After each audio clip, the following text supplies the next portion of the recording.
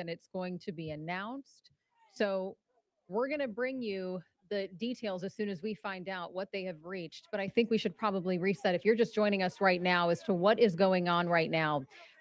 The jury started deliberating at 10:52 this morning, and at 2:05 they have now reached a verdict. We were waiting for that verdict to be announced. 2:07 right now. These things sometimes take some time, and things have certainly escalated outside of the Collin County Courthouse. You can see law enforcement out there trying to, you know, keep everything calm, trying to get people away, it looks like, from the steps of the courthouse, but tensions are rising. At one point, we saw two people very close to each other exchanging some words, and we could hear yelling. Earlier, when we were on the noon show, Alex Boyer was outside of the courthouse, and he was saying that, you know, he saw prayer circles. At one point, I think we were hearing someone chanting in the background and speaking. And so things have certainly escalated even within the last, I would say, 2 hours that he's been out there. And I'm sure once this verdict is announced, it will only get worse. But this, as you mentioned, Sean, this doesn't really help the situation here, right? The verdict is the verdict. Right. It doesn't. And it could lead to even people having conflict with police out there and getting arrested out there because of their emotions. These moments are very tense and very intense, but you have to control your emotions Mhm. in this moment. And so we have to watch that as well as watch what's happening in the courtroom. It's going to be coming down if the jurors are back in. It could very well be that they're being polled individually, asking if the verdict is theirs and theirs alone. And then that'll be read by either the judge or the foreperson what that verdict is. And because this trial really has moved quickly, I kind of want to get into some of the developments that took place this morning. So the jury was able to consider manslaughter as a lesser charge to first degree murder. Manslaughter is, you know, just reckless killing, right? He did not arguing that Carmelo Anthony did not intend to kill someone; he just happened to kill someone. Meanwhile, murder includes the intent that this was deliberate. So the jury is having to decide between manslaughter as that lesser charge or first degree murder. Now, as we talked about this earlier, the difference really is the maximum sentence, right? So for manslaughter, the maximum sentence is 20 years. For manslaughter, or sorry, for murder, first degree murder, the maximum sentence is really life in prison. So Carmelo Anthony was facing between 5 years to 99 years in prison. During closing arguments, the state actually waived the right to open. So the defense went first. And so on Carmelo Anthony's side, his attorney, Mike Howard, argued that Anthony was invited into the tent by somebody he knew and that nobody had the right to use force to eject him in terms of, I mean, some of the witnesses have said he was pushed, he was shoved. They use different words to describe that physical altercation there. Attorney Howard also claimed that Anthony did not have the right to, did have rather the right to defend himself against somebody much bigger than him. That was something else that was brought up, was the difference in size between both of these 17-year-old boys. But prosecutor Bill Worski, he argued that Anthony showed up with a mindset that, which is why he had a knife with him. Prosecutors argued that self-defense is not a defense in this case because Anthony provoked rather Austin Metcalf into pushing him when he said, "Touch me and see what happens." So the question here is, was this self-defense or was this deliberate? Did he intend to do this? What happened here? That is what the jury is going to have to decide on. Or was this a case of manslaughter, as we just mentioned, the lesser charge that was presented this morning to the jury that they could also consider? And in a case like this, you talk about Bill Worski waiving his opening opportunity in closing arguments. That's a strategic move, right? Prosecutors, because the burden of proof is on the state, they get to open. The defense makes its close, and then they get to rebut that to have the last word.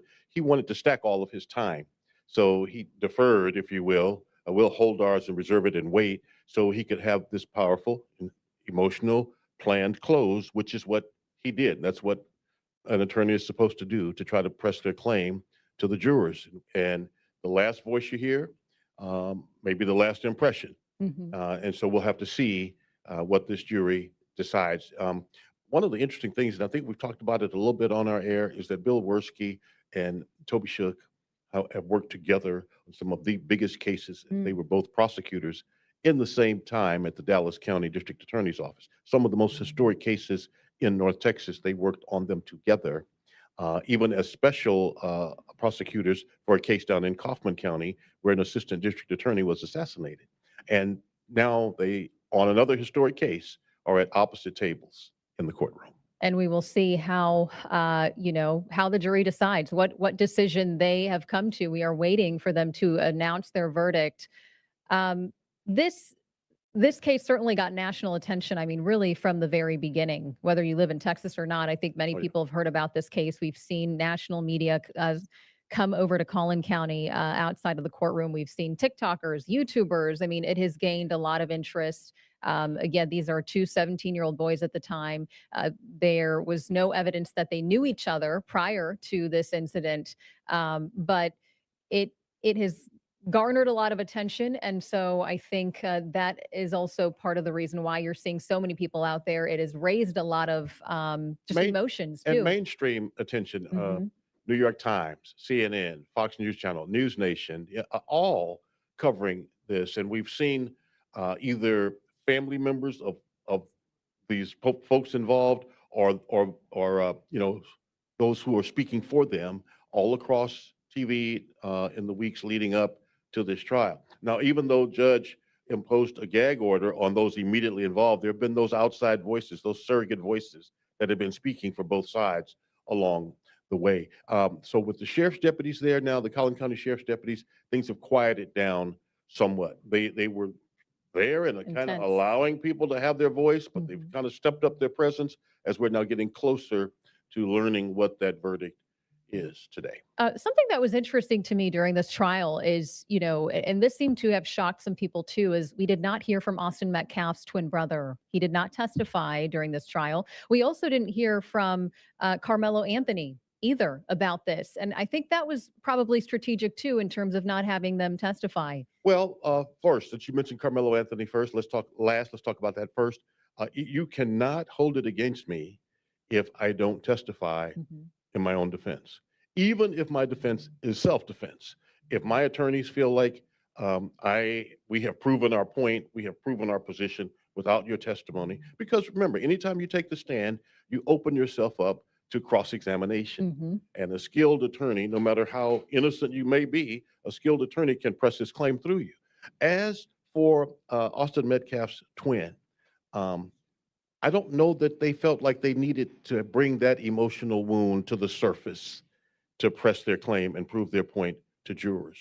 Through video, through tearful testimony of many of their 21 witnesses, I think folks relived that moment.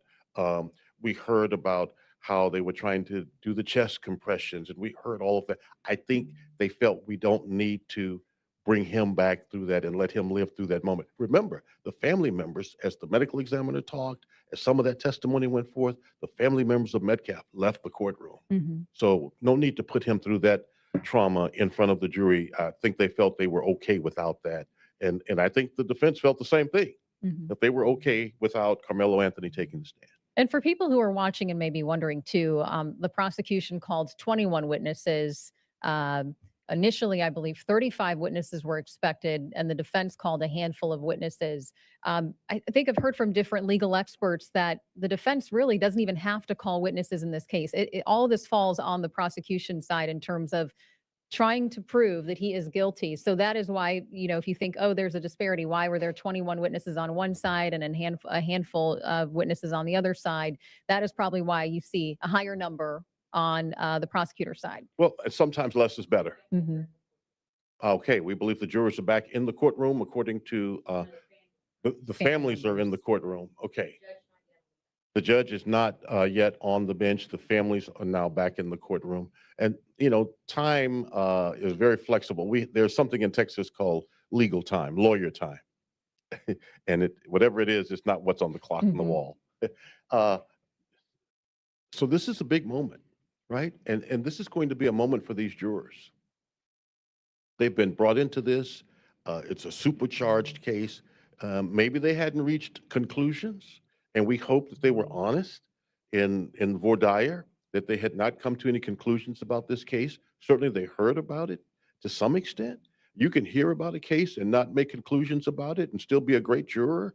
And we pray that's so, but they've been in this crucible. They know what's happening outside. Mhm. They know the pressure on this.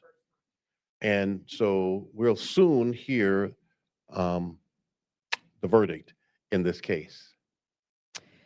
We'll Y- soon hear the verdict. yes, we should. As we've talked about this, I mean, this has gotten national attention, which is why so many people have come out to protest, on whichever side that they're on, to whether it's to defend Austin Metcalf or Carmelo Anthony. And so it looks like things have certainly calmed down. That was not the case when we got on about 20 minutes ago or so. So I guess that's good news there that things are starting to calm down.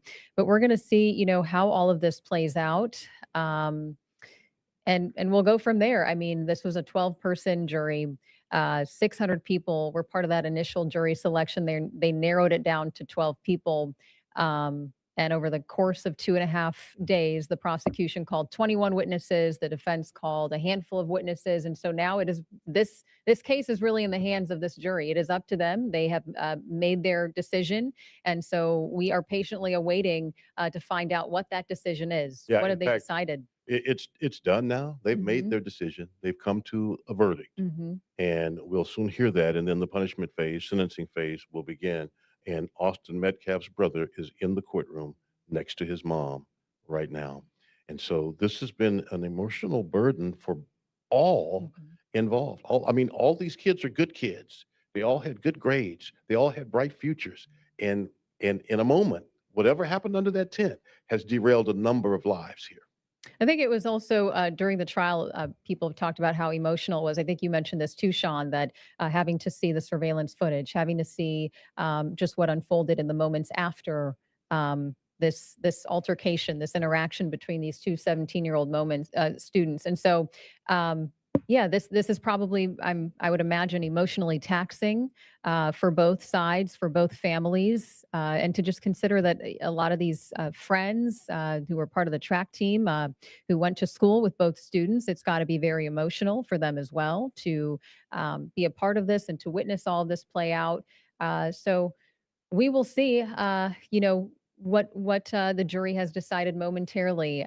Again, we were expecting for that decision to be announced at 2:05. It is 2:20 right now, so they're a little bit late, right? We're a little bit 15 minutes behind schedule, but I think that sometimes happens in these kinds of cases. Right. And so we're really not late. If we thought it would come at 2:05, it could come at any time now. We know it's coming. We do know it's coming. Families have returned to the courtroom. I can tell you there are sweaty palms, there are sweaty foreheads, hearts are racing. Um, Everyone in that court on either side, everyone in that courtroom has the same kind of anxiety at this moment as they wait for words that will echo in their hearts and minds long beyond today.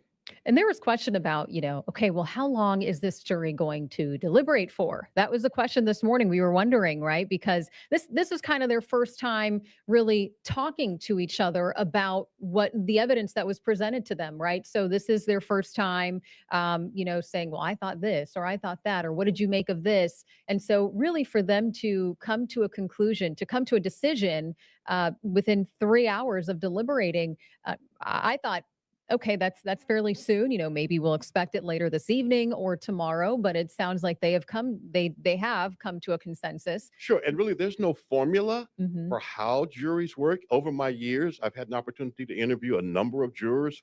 Oftentimes, they'll return to the jury room and immediately take a vote to find out where they are in the room. And then they start working through evidence or questions or talking out loud amongst themselves from there to see which way they move, if they move at all. So we don't know where they started, but we do know starting the deliberations at 10:52 and then getting word when we did a Hmm. little after one, I guess Hmm. that they reached a verdict.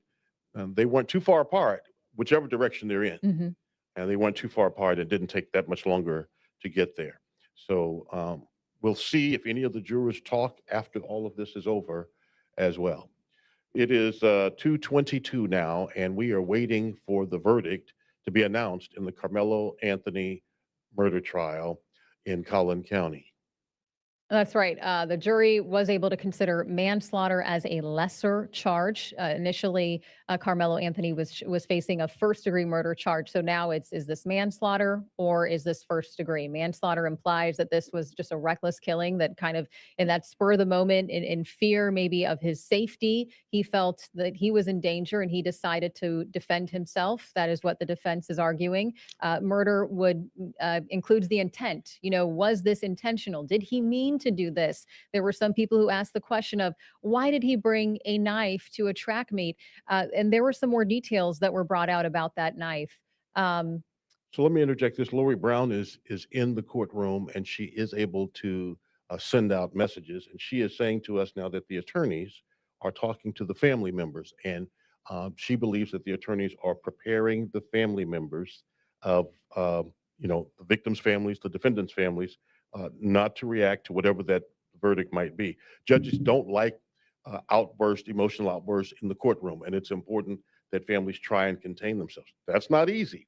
It's not easy, but that's probably what's happening now. And she says Carmelo Anthony, she believes, has his head down. She can't see his face. He's looking down.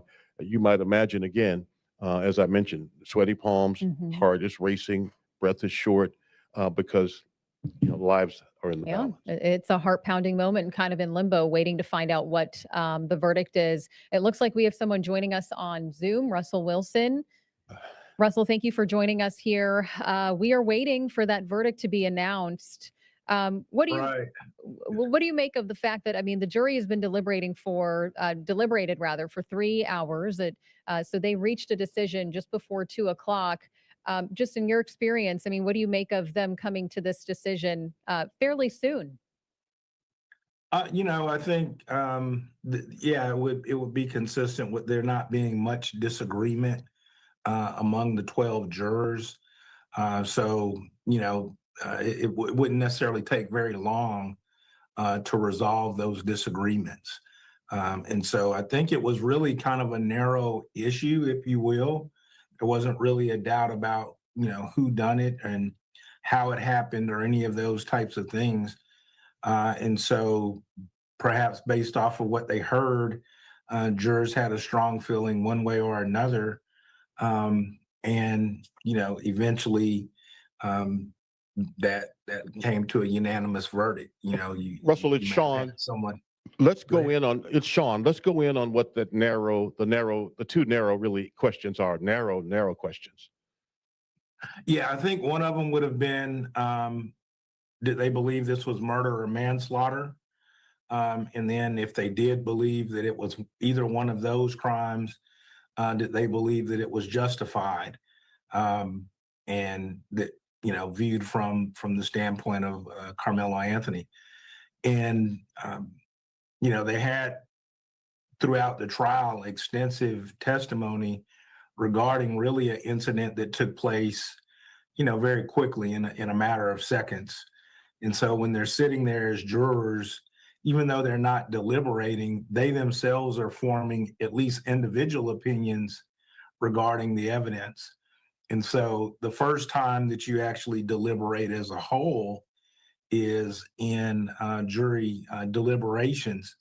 But when you're sitting there through a trial and you hear testimony, it has to cause you to form an opinion or some thought one way or another.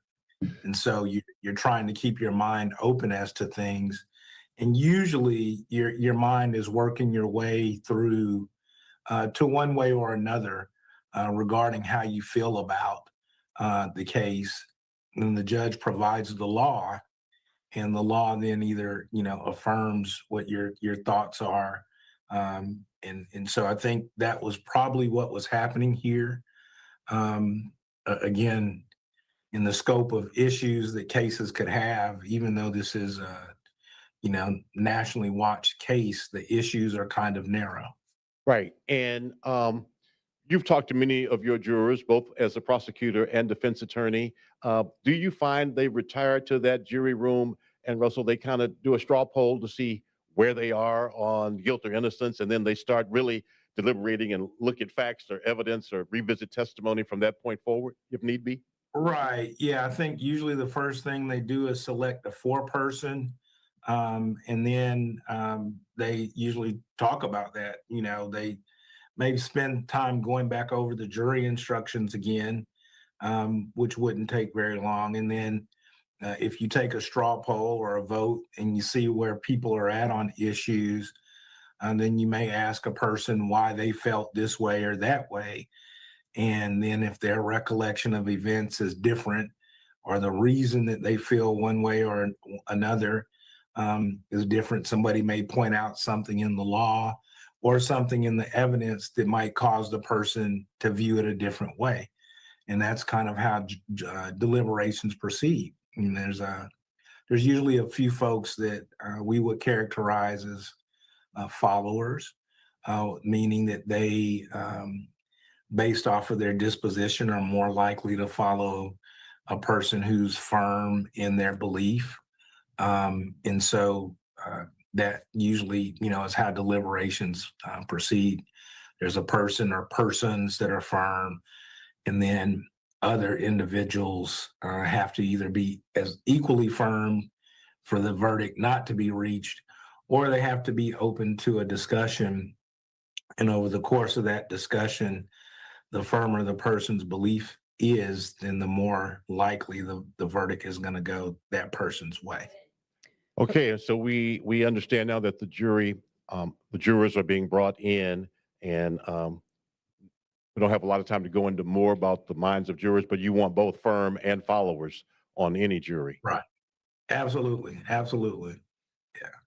Um, I guess before we go to that, I mean, we're waiting to find out what the decision is. Let's talk a little bit about this trial in terms of we did get more insight in terms of why Carmelo Anthony was under the tent. That he had a friend, that it was raining, he went for cover, but the defense never explained why he brought this pocket knife. It was just a small knife, 3.5 inches. Why he brought it to the track meet?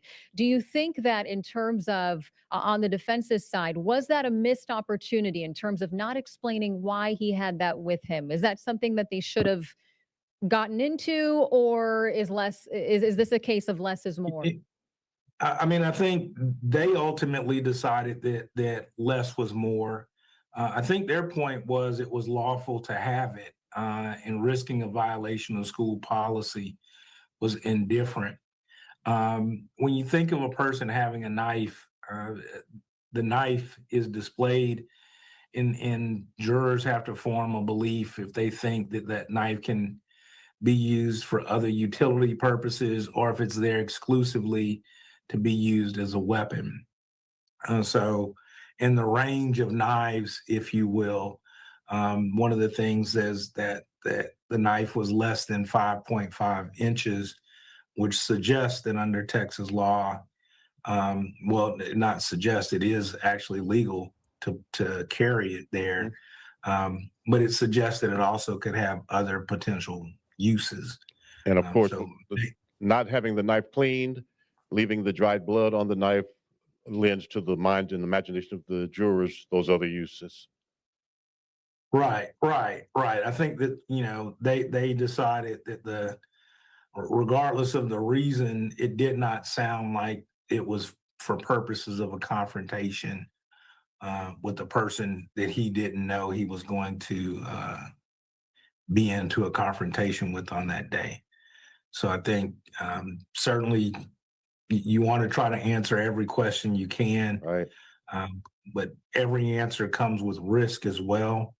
If Carmelo had testified, he certainly could have been cross-examined, and it might have been an opportunity for the state to go back through in a different way the events as they unfolded from his seat. So I think they weighed that out and decided against it. Lori Brown is telling us now that Judge Roach is on the bench and said that we are now on the record to bring in the jury, warning those in the courtroom any outburst, a person will be held in contempt.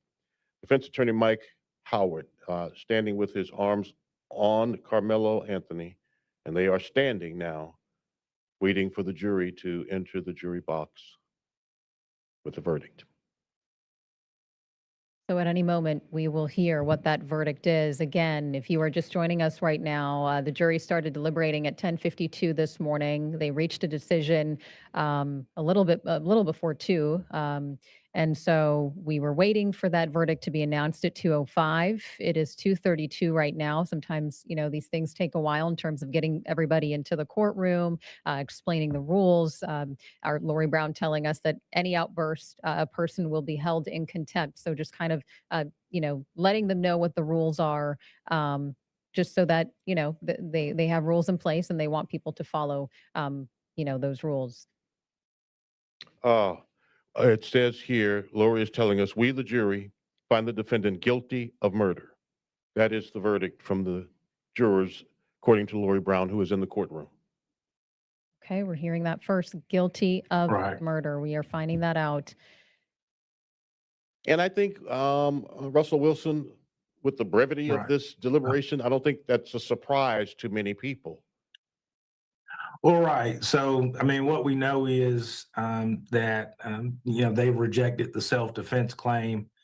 They believed that the use of deadly force in response to the shove was excessive. Hmm. And that's not necessarily a surprise based off of the totality of the circumstances. So I think, that was their verdict. Now we'll see what So happens with this jury in the punishment phase.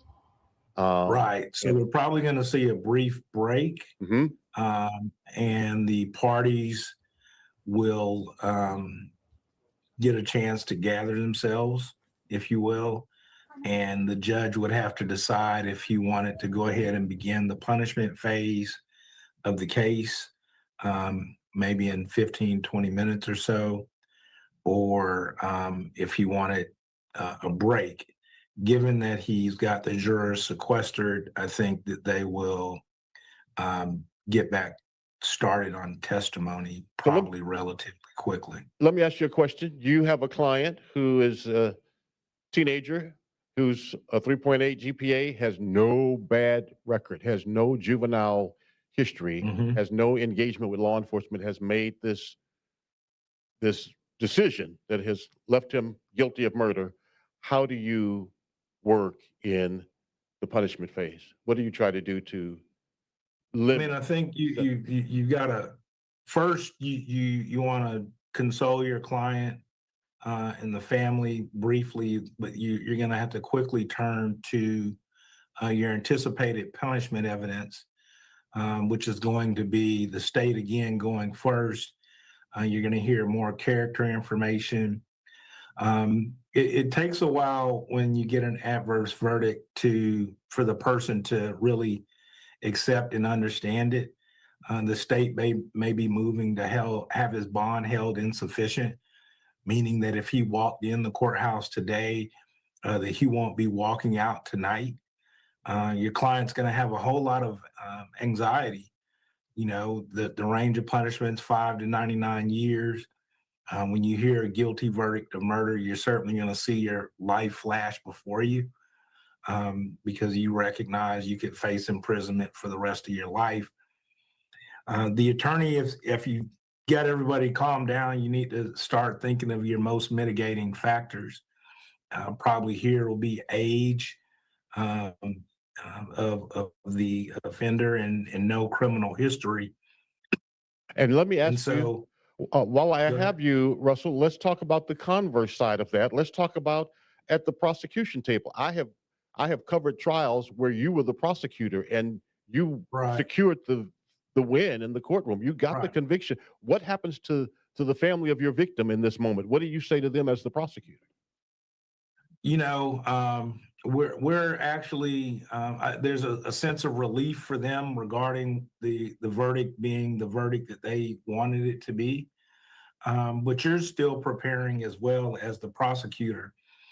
So you'd say, brief words of comfort. The family usually experiences some degree, like I said, of relief.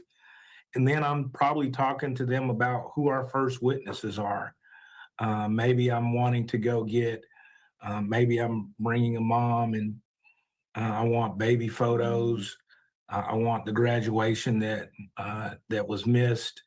I want the life to be expanded and explained, and for people to understand just what the loss was. Maybe his So twin I'm brother lining up now, huh? Mhm.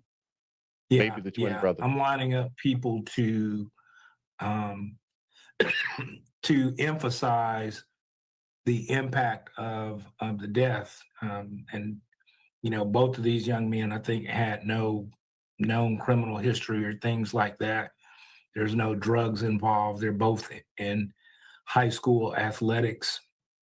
Um, so both sides will be talking about the promise of the individual. And the state will, of course, be saying, our chance to come into our promise is gone. Right. Uh, and the defense will be saying,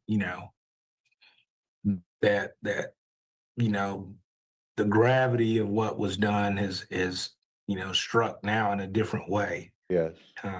And they'll be getting Carmelo's parents ready as well, I think, to testify.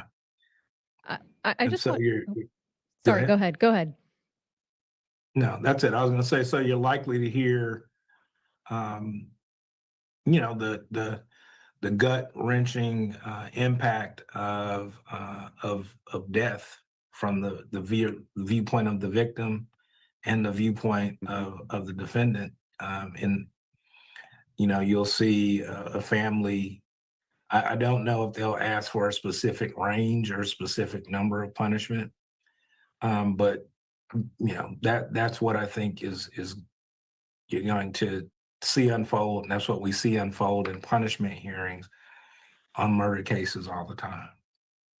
How about the jurors now, too? I want to stay with what's going to happen in that courtroom because this is where we are now.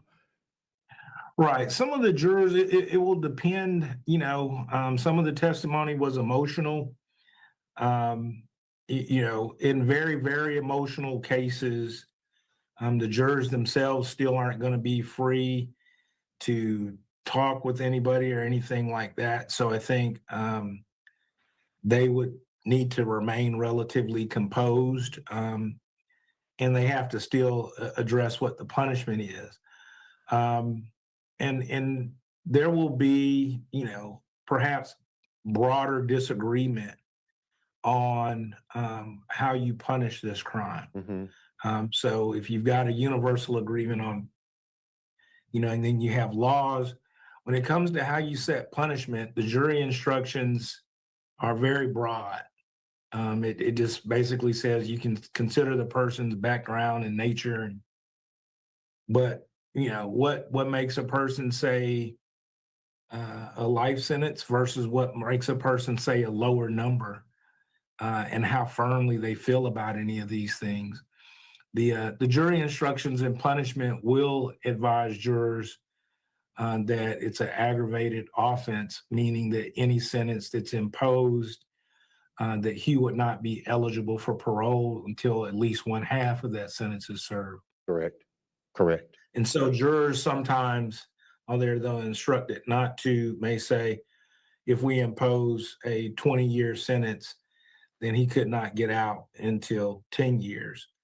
And you may have the prosecution, saying, that Austin would have lived until, gosh, into his 70s. And that's what we've lost. And so you're going to have those arguments shaped, I think, real time. And a lot of jurors will often say that it's more difficult to decide the correct punishment in a case. And these are tougher areas for the lawyers as well. There's not it's very low chance that a case gets reversed because the number is wrong, if you will. So you can't, if 20 can be right, 5 can be right, and 55 can be right. It's really all up to the jury. And so, the defense needs to attempt to put pressure on the jury, if you will, regarding the gravity of that. And the same with the state. Right, the because you wouldn't state will expect prob- the state to suggest 10 or 20 years. No, no, absolutely not. I don't think that they would suggest that. I think that they would suggest much more significant punishment numbers. Mhm. You know, this kind of gets into what we would see in the way of what we're going to hear in punishment. If you know, so without knowing what evidence they intend to put on, if it's just what I would call the emotional impact evidence, but they could get into there may have been some scientific testing done, more information about Carmelo, maybe more about his background, and that, you know, maybe more questions, more answers as to what would have happened in his life that would have caused him to appear with a knife at the track meet this day.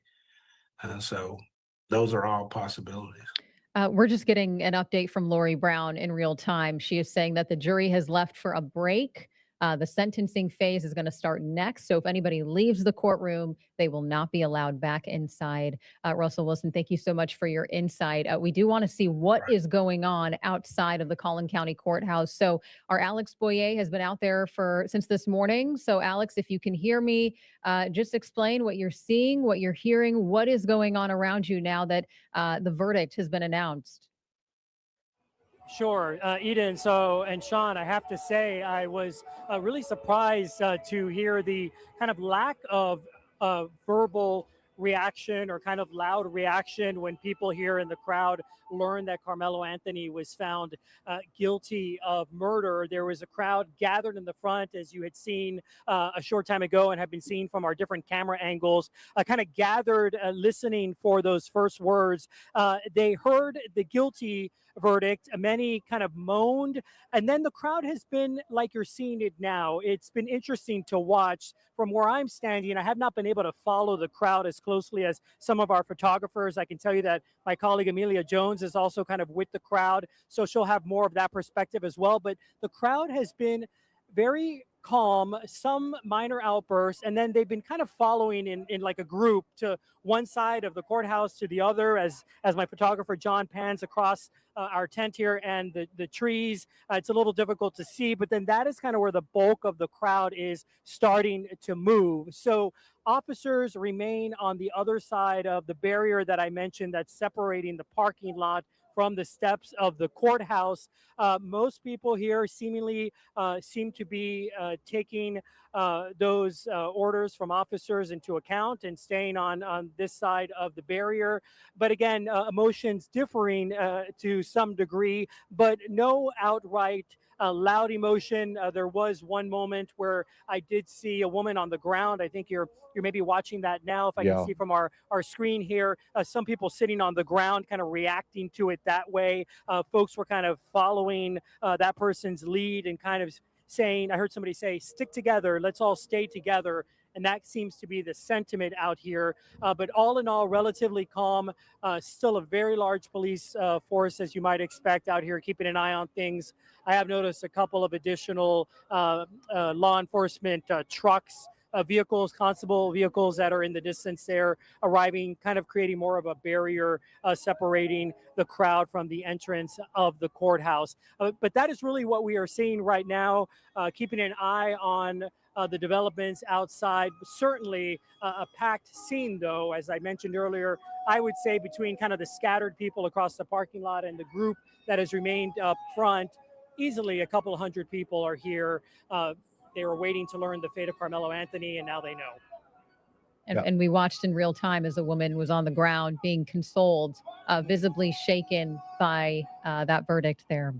Yeah, there is Yes. in the same space today, Alex Boyer, joy and pain, you would agree with those folk outside the Collin County Courthouse.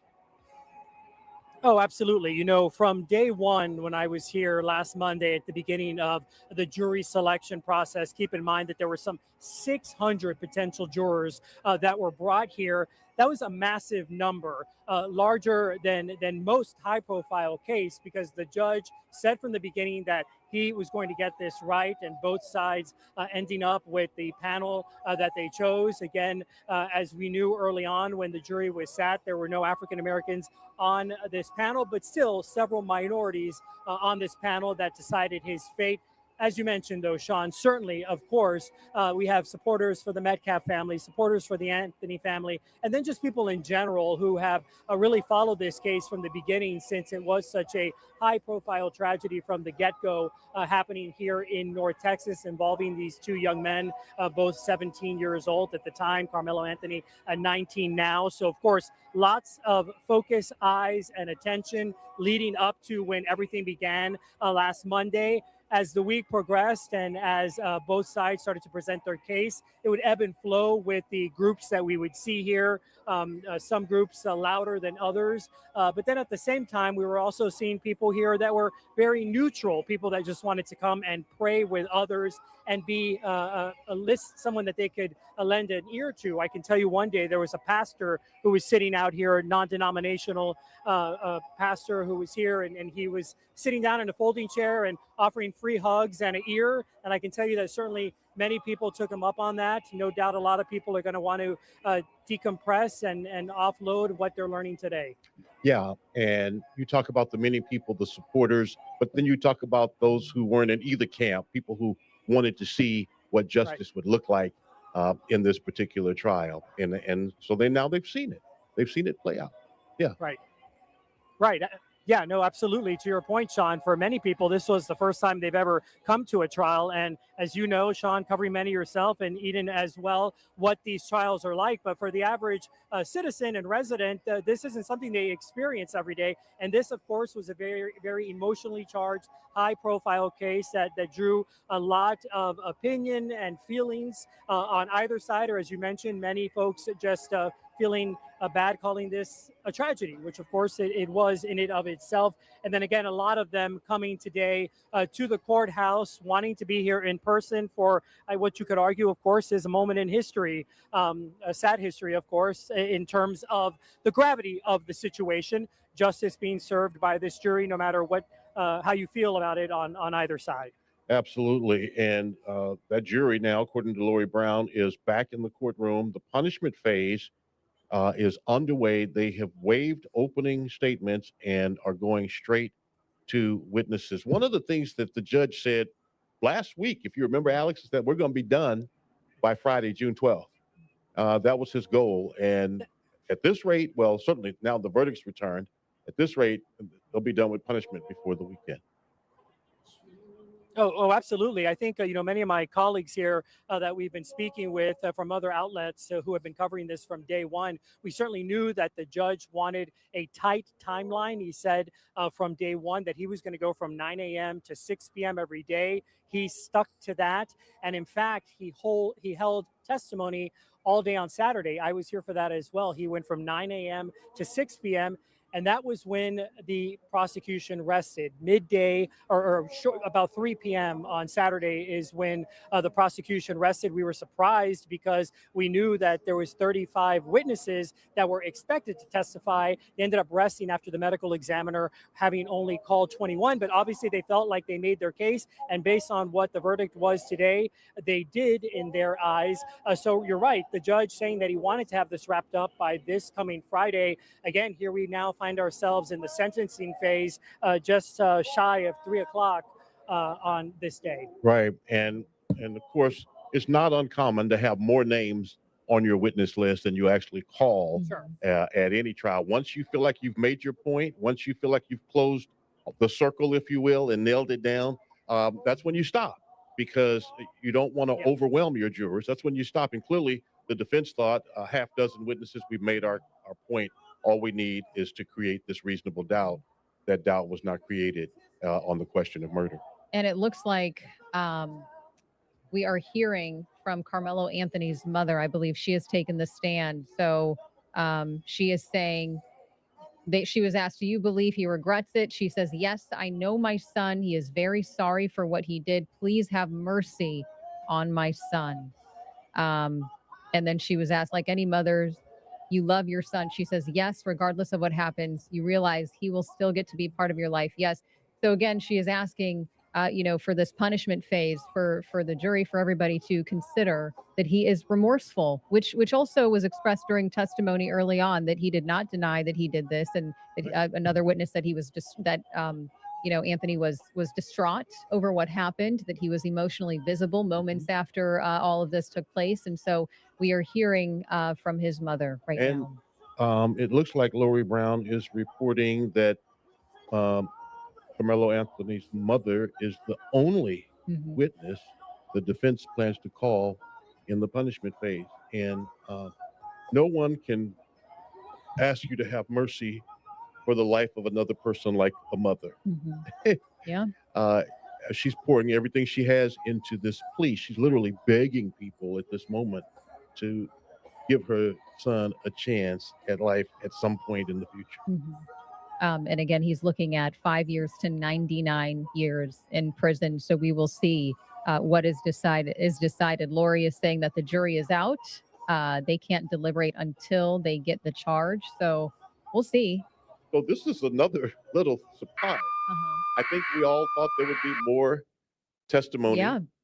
in the punishment phase. I anticipated that we might now hear from Hunter Hmm. Metcalf about the loss of his twin brother. Not only were they twins, they were best friends. Thought we might would hear from him.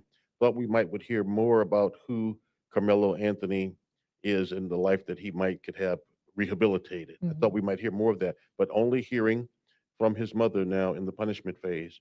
And so the jury could come back today once they get the charge. They have to get the charge, which will tell them here's the range of punishment. Here's what you can do now.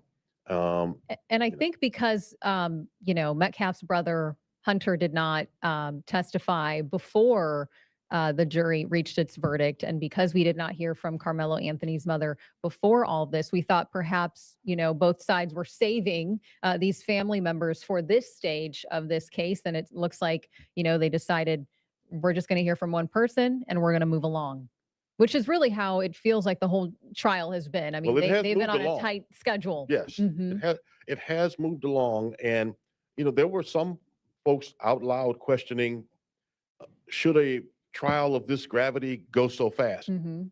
Who were supporters of both sides. It Mhm. wasn't just one side saying that. People were concerned about the pacing and whether there was pressure on the jurors from the very beginning, knowing that we're going to be done by the 12th, you're going to be sequestered. Was that unfair pressure? But the jurors, from what we know, based on what our reporters in the courtroom have said to us, they seem to handle the pressure in the moment extremely well. Mhm. And court is in recess right now. So we'll see. Again, Carmelo Anthony is looking at 5 years to 99 years in prison. He was 17 years old when all of this took place.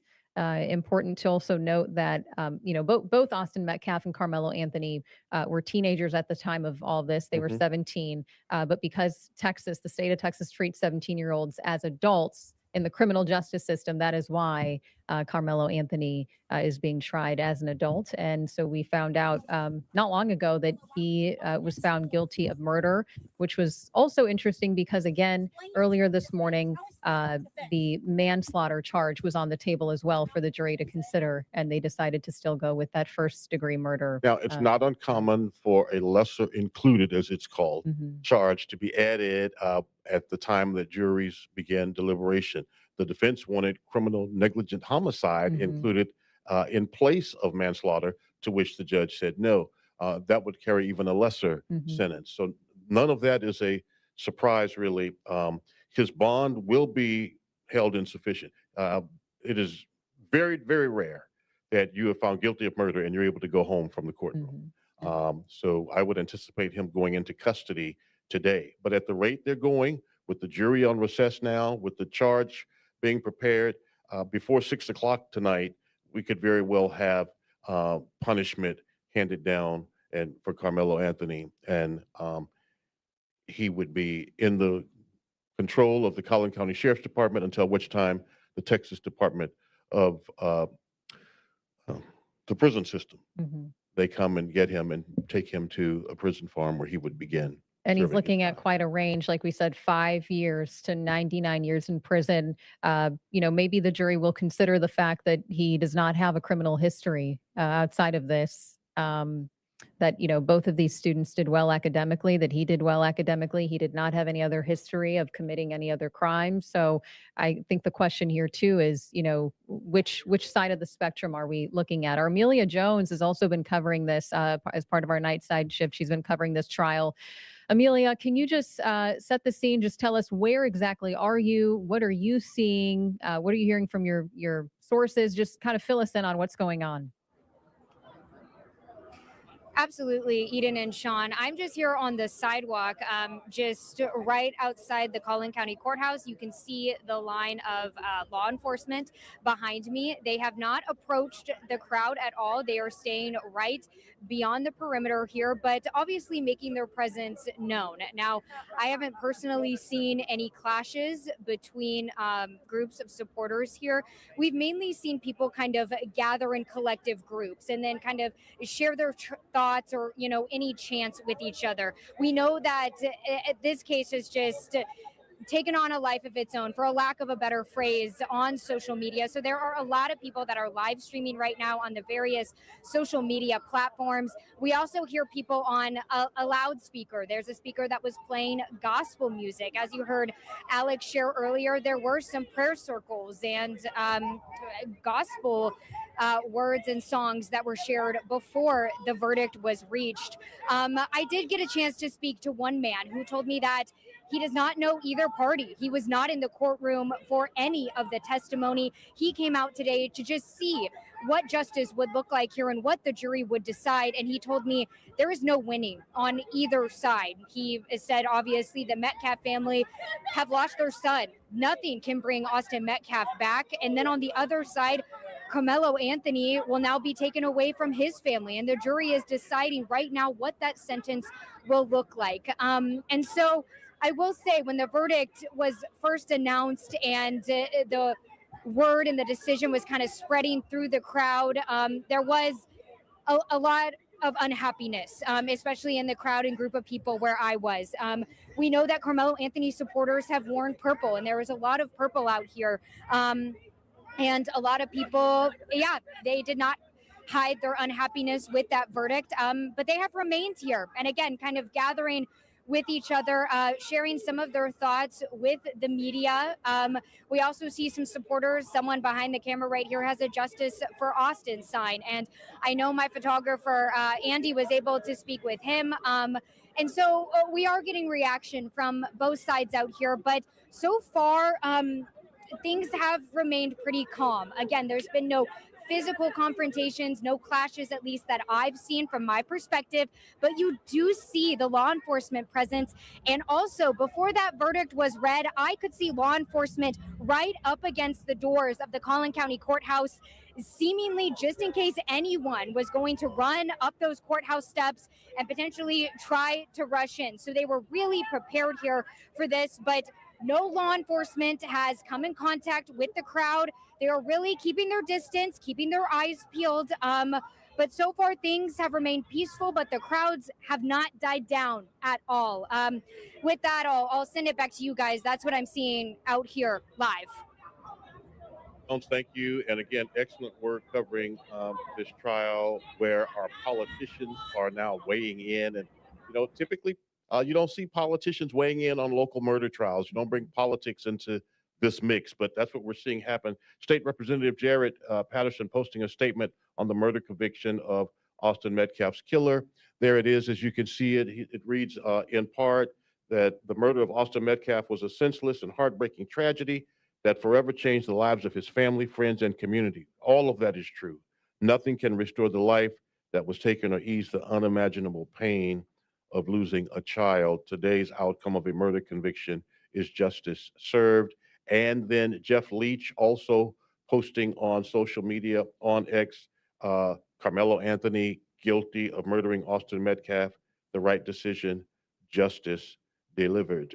And so it is, I believe you said earlier, or may have been Alex who talked about this being historic. It is a sad and historic case that will always be talked about, reviewed, and looked at here in North Texas. Absolutely. And, since we've been covering this trial, obviously no cameras were allowed in the courtroom. And so we've been relying heavily on our crew. Our Lori Brown is inside of the courtroom. And so she explained, she was describing what was going on as Carmelo Anthony's mother took the stand, and she just added, just kind of painting the picture of what's going on inside. And she said the mother's statements were tearful, that she was emotional. She was telling the jury to really, have mercy for her son.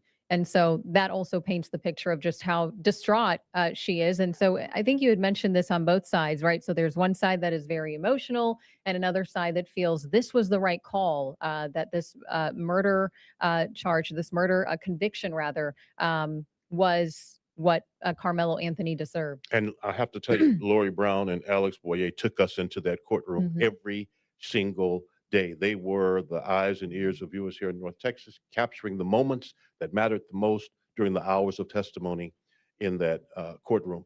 Judges have their own discretion about whether to have cameras in the courts or not at the state level, and Collin County has limited media access, not just this trial. There have been others that have been high profile. They've sometimes allowed cameras, sometimes not. Not with the same. Every judge has their own discretion.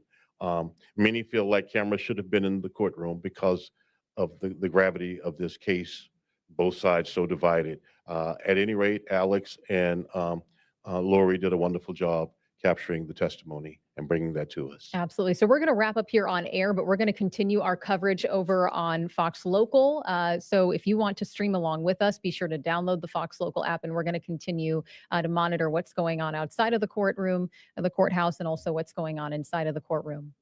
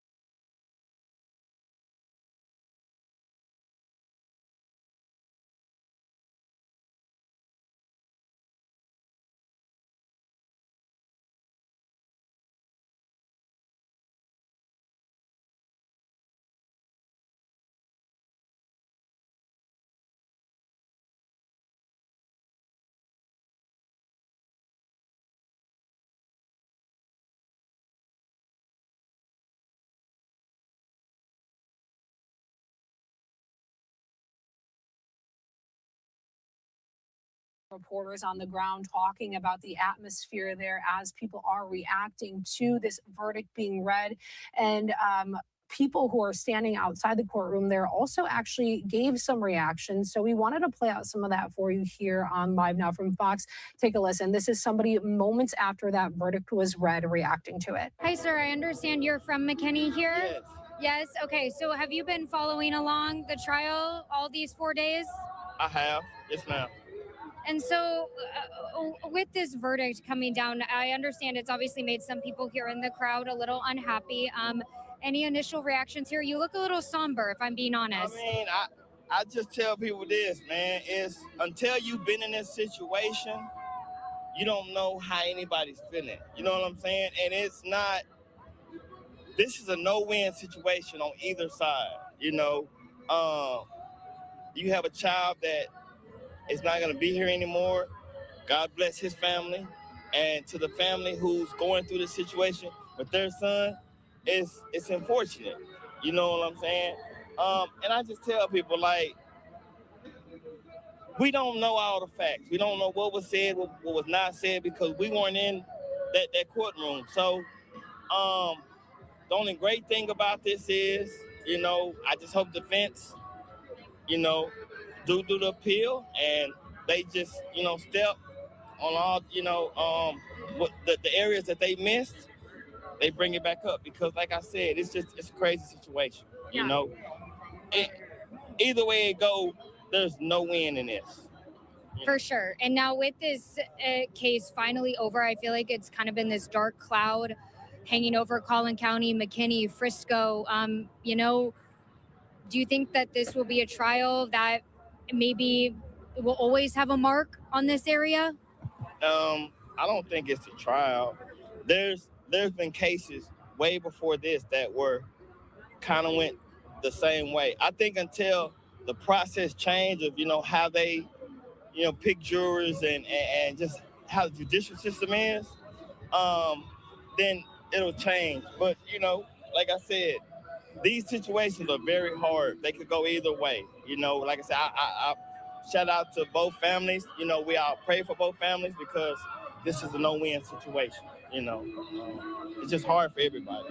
Absolutely. Have you followed along the case since it happened? I mean, do you have any connection to, Karmelo Anthony, or, the track meet? Do you have any connection to this case other than you live here and you heard about it? I don't have any connection to anybody. I know nothing about either child. I just know sports, and I know this is Collin County, and I know how a lot of things go here in Collin County. Having gone through the judicial system myself, I know how it is out here. So, like I said, unless you've been on the inside and seen it from the outside, a lot of people can just talk and speculate, but until they've gone through this, until you sat there with an attorney and your thought process and what they're thinking and what they're going through, nobody can actually really tell you what's going on. So is that why you're here? Because you know firsthand the experience of what, Anthony might be experiencing in the courtroom with his family there, his defense attorney there. Is that why you're here? Because, you have some experience with this and you wanted to show your support, or are you here for another reason? No, I was here just because I wanted to see justice. I want to see, fairness. And like I said, I wasn't in the courtroom, so I can't say what's going on. I'm not a legal expert, but it's just, it has to be fair across the board. And Collin County, if this trial was in any other city, we probably have, totally different, things happen, but it's Collin County. And, like I said, until you've gone through the judicial system, there's not a lot that, people can just say. People can talk, and, everybody has an opinion. Everybody has freedom of speech. But this is just one thing. It's just, we don't know the facts. So, we still don't know the facts. We still don't know the facts, Unless you were inside the courtroom. Unless you're inside the courtroom. I just know this. There's still a brother. There's still Karmelo. There's going to be appeal. So we never know how this is going to be. What is your first and last name? All right, so if you're just joining us here on Live Now from Fox, that was some reaction moments after we learned the guilty verdict that was found for Karmelo Anthony in the Austin Metcalf murder trial. This post coming from Fox News. Breaking, a jury has found Karmelo Anthony guilty in the murder of 17-year-old Austin Metcalf. Anthony admitted to stabbing Metcalf, but claimed that he acted in self-defense. Witnesses testified that Metcalf and other student athletes repeatedly asked Anthony to leave a Memorial High School team tent during a rain delay at the track meet. Welcome back, my Students friends. said We Anthony are responded in with continuing threats coverage in and the digital became studio. increasingly Sean Rabb here along with confrontational Dean Chuckle before as we a brief physical talk now about altercation the ended when Karmelo Metcalf Anthony was stabbed in the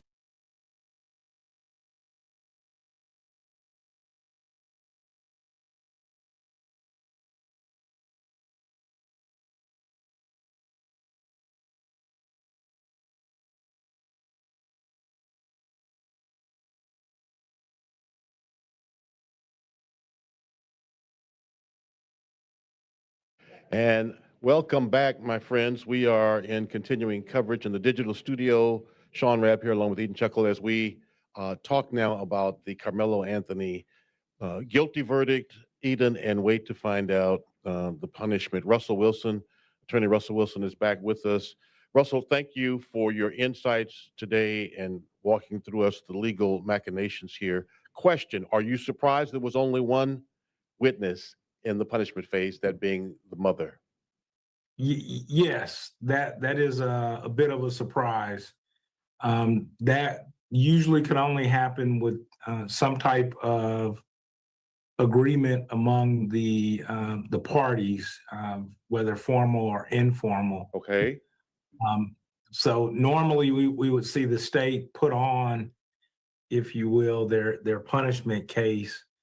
And so to hear that the first and only witness, if I'm understanding this correctly, was Carmelo's mom, I think would mean that the state views themselves as having presented a very strong case for a very harsh punishment. And it would also mean that the defense has believes they've presented their best mitigating or reasons to seek lower punishment, that they believe they've presented that as well. So I think you mentioned earlier, but yeah, I think if that is the case, that the only witness we hear from it is his mom, Karmelo Anthony's mom, then I think that it's a fair chance we would have a final verdict soon. Yes, yeah, very soon. I'm mindful, as I mentioned earlier, of the sequestration issue, and I think you guys were mentioning that whether or not the case was tried at a fast pace or not. But I do think when you tell people they're going to be sequestered, it's just more likely that they're going to make a decision faster. And it may have been, to prevent exposure to social media or other things outside of the control of the courthouse. But I think that same principle will hold true in a punishment phase as well. Sure. And so if the judge was saying he's going until 6 every day and we're at 3:15, and jury just, if they're on a break, then the only other thing to do would be to prepare the punishment charge. I talked about that a little bit earlier. And again, that's a much shorter charge than the actual jury charge, and the jurors are given a space where they have to fill in a line. Right. They fill in a number of years between 5 and 99, and they can enter a fine up to $10,000. But given the brevity of punishment, I'm expecting both sides to argue for the polar opposite ends of punishment. Exactly. And Russell, I know every trial is different, every case is different, but I think we're all kind of shocked that we're only hearing from Karmelo Anthony's mom. So typically, how many people would you have normally expected to at least hear from? In a normal, usually you may have at least 5 or 6 relatives. Again, I mentioned certainly the possibility of testing. I mean, you pointed out we already know or appear to know he's a 3.7 GPA student. You'd hear this kind of from both sides. The attorney for the defense, Mike, he started out and he was saying a brother or son. So even in the punishment phase, you want to try to bring some of these notions back. The scope of admissibility is broader, and so there may be additional evidence that you want to put in. You could have strangers. Both of these young men, by being in athletics, may have encountered strangers, community service events, but other good, in essence, good acts of character that might cause a person to see you in a bit of a different light. Well, let me ask you this. Let me interrupt. Yeah, I'm sorry to interrupt, but when you said only having one witness portends the possibility that there's already some kind of agreement, can you talk about, Russell Wilson, what that could be? Because in my mind, Bill Worsley's going to start out at 40 years or higher when he goes to this jury. Right. And when I say some type of agreement, I don't mean to suggest there's an agreement on the number. Okay. But it may be, look, we have 10 people that can say he's a great person. And we say we've got 10 that'll say he's a bad person. Okay. We're just going to skip saying, putting our 10 on and you skip your 10, and we're both going to argue what we have to say. I see. Something along those lines. Got you. Could be like an informal agreement that I'm going to forego putting on something. And I think it's reasonable to think that Bill Worski would start at a 40-year type sentence. I think you're going to hear him appeal to community safety. You're going to hear him say, a message to the community regarding this type of conduct. I think he'll come back to saying that the case is not about race, but maybe about safety in the community. And then you're going to hear Mike Howard or Toby Shook come in, and then, perhaps bring from any of us that can think back to when we were 17 years old and list off a number of terrible decisions that were made, but later on turned out to be okay people, and try to view it from that perspective. And so I think those two things are going to get ready to clash, perhaps just in a closing argument. Yes. That may be more contentious than the guilt innocence phase, if you will. Right. And your appeal to jurors in this moment, as a lawyer, as a defense attorney or prosecutor, your appeal is often more intense than it is in the guilt or innocence phase, because you are on one hand praying and begging, pleading with jurors to give this person a lesser sentence, that they might have a chance at life. And yet on the other hand, you're saying, I don't care that he's a good kid and 18, he took a life and now he must pay that price. Right. Yeah. This part of lawyering is much more, you've got to tap into a humanistic side. This isn't about rules of evidence. This isn't about rules of procedure. This is really about being a member of community and understanding and trying to strike a chord that your potential jurors will identify with. So you may have talked with them, or your sitting jurors would identify with.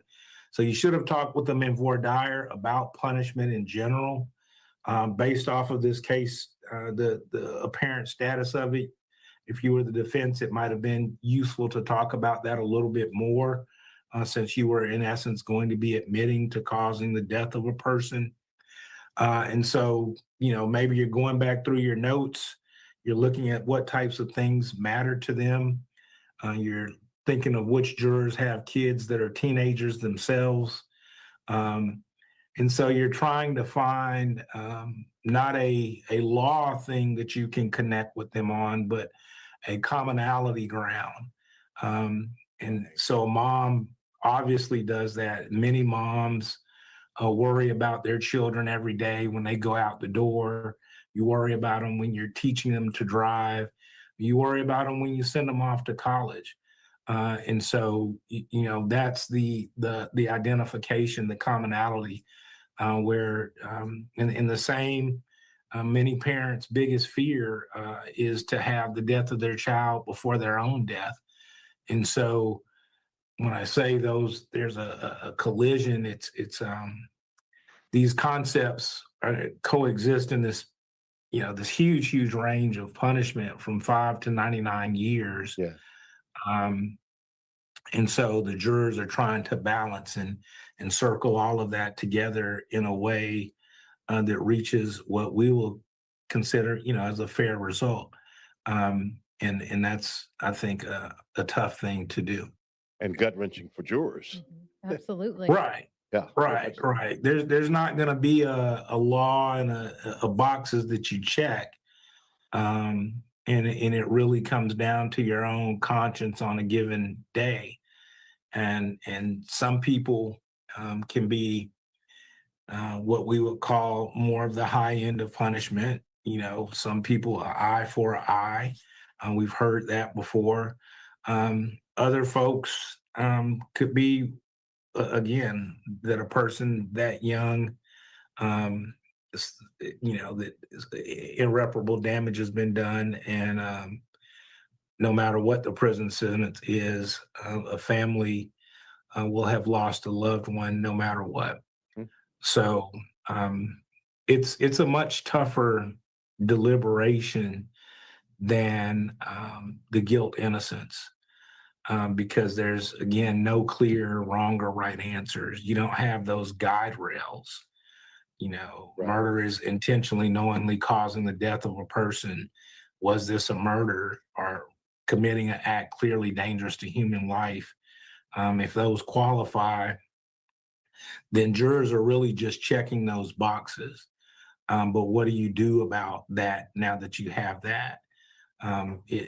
There's not a guideline, and that's a unique thing about Texas criminal law. We're one of the few states that does have punishment by the jury. Yes, Uh, absolutely. I just wanted to ask, I mean, Sean had mentioned this earlier in terms of this is certainly a case, a trial that will be remembered here in Texas, one that we will probably refer to for years to come, even considering that it got national attention. As you kind of, as we dissect and kind of look back on this trial, was there anything in particular that stood out to you in terms of how prosecutors handled it, in terms of how the defense went about it? Did anything catch your attention? You know, not necessarily, and I don't say that, I guess, maybe in a bad way, but I think this case in particular received, lots of attention, but a lot of the methodology that was actually employed to try the case was common to cases that just did not receive this much attention. And so there wasn't necessarily anything that was particularly surprising. A lot of the measures that were put in place to try to protect, if you will, the trial, I think were, those were the things that were unique about it. But unfortunately, there's, lots of homicides across the state, and there's murder trials almost every week. And so, there wasn't something that just stood out, like that. Maybe the court on Saturday, which is rare.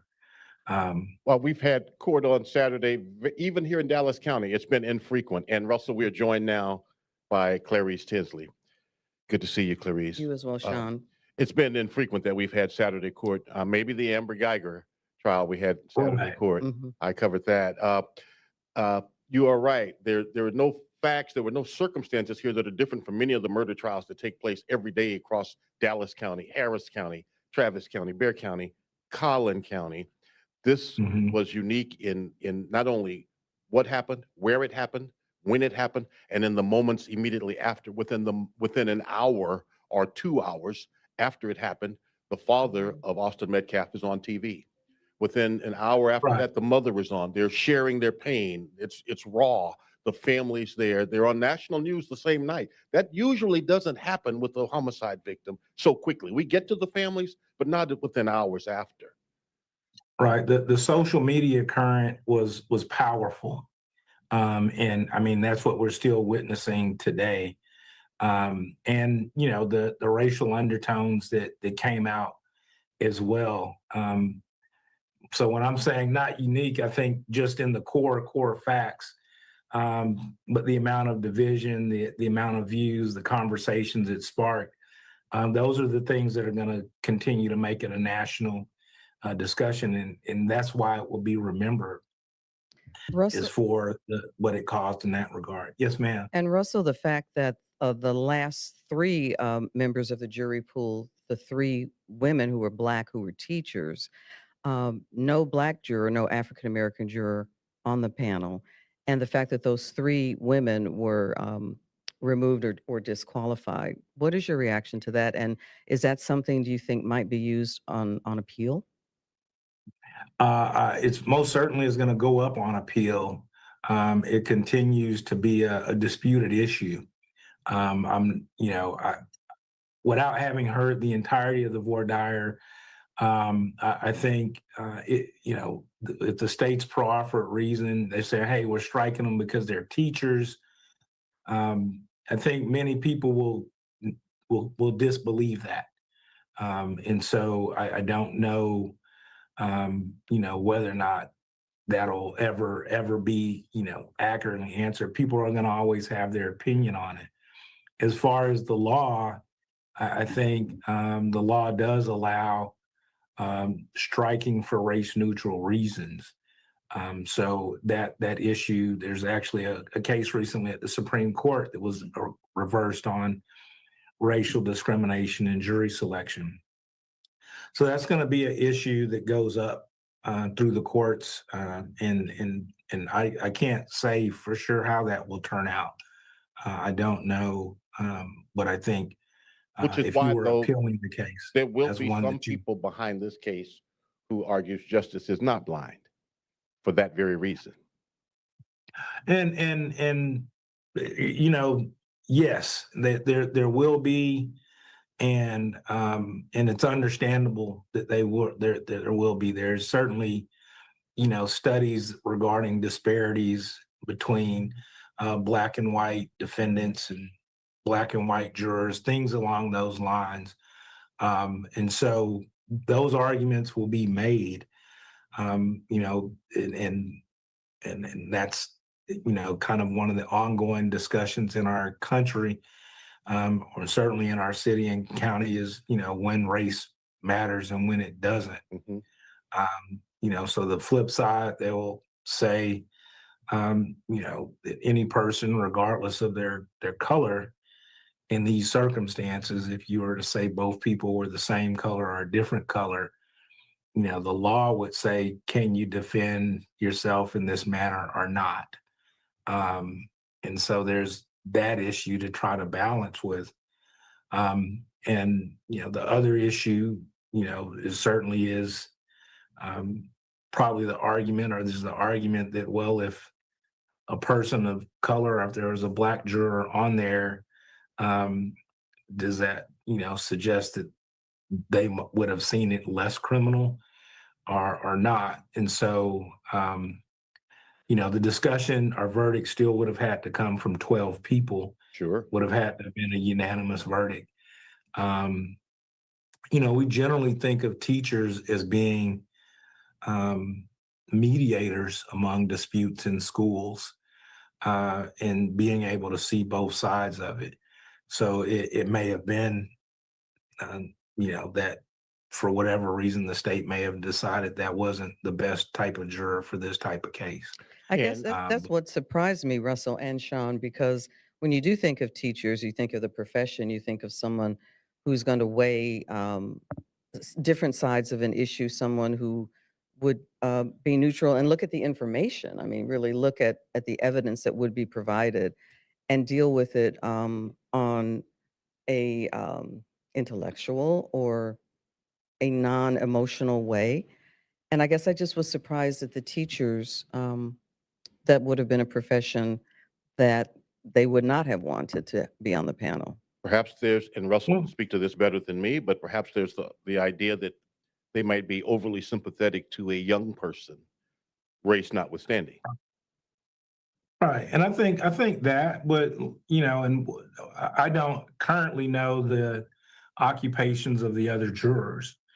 But if your strikes are among a conservative rancher who's let's say he has some cattle in North Collin County, and I have a teacher, I may choose to strike the teacher in favor of the rancher because I feel like the rancher may be less compassionate than the teacher. And so it's also a little bit of a relativity type thing. Or if I have a person who does what we call hard sciences, engineers, well, they may be less compassionate in their analytics. Mhm. And so, I think that would come into play as well. and so that's going to be discussed. And certainly the attorneys for the state had to know that that would be discussed. And there'll be people that will always view that, they'll say, hey, yeah, no, they struck them because of their race. And that we'll never know what the answers, will be on those questions. We'll know what the answers we got in court, what the ruling was. But certainly, we also know what the evidence was in the case. In case you are just now joining us on our digital platforms, Karmelo Anthony found guilty of murder in the trial for the murder of young Mr. Metcalf, Austin Metcalf, and the jury now deliberating punishment. They will decide. They will decide the punishment. But they still might be in recess. I think we're still waiting for them to do closing arguments. They're still in recess. I guess they haven't gotten the charge yet. Right. And right. closing arguments. Yeah, I think we're going to hear, or we won't be able to actually hear it, but yeah, I think we'll get closing arguments, and then the deliberation. Yes. Given the way that this is rolling, I'm assuming he's not going to give much time for closing arguments. I would guess not. Maybe a half hour or less, you think?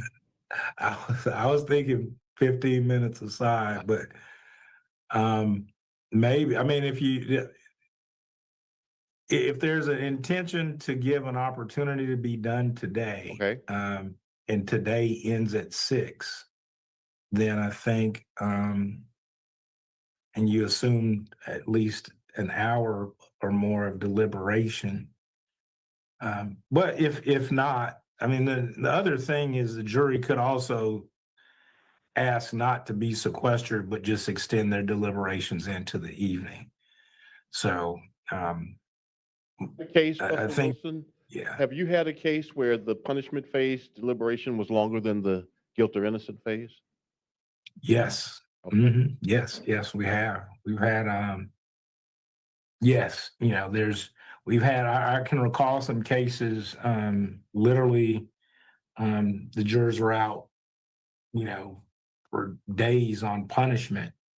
Again, that wide range, and a relatively youthful person who's convicted.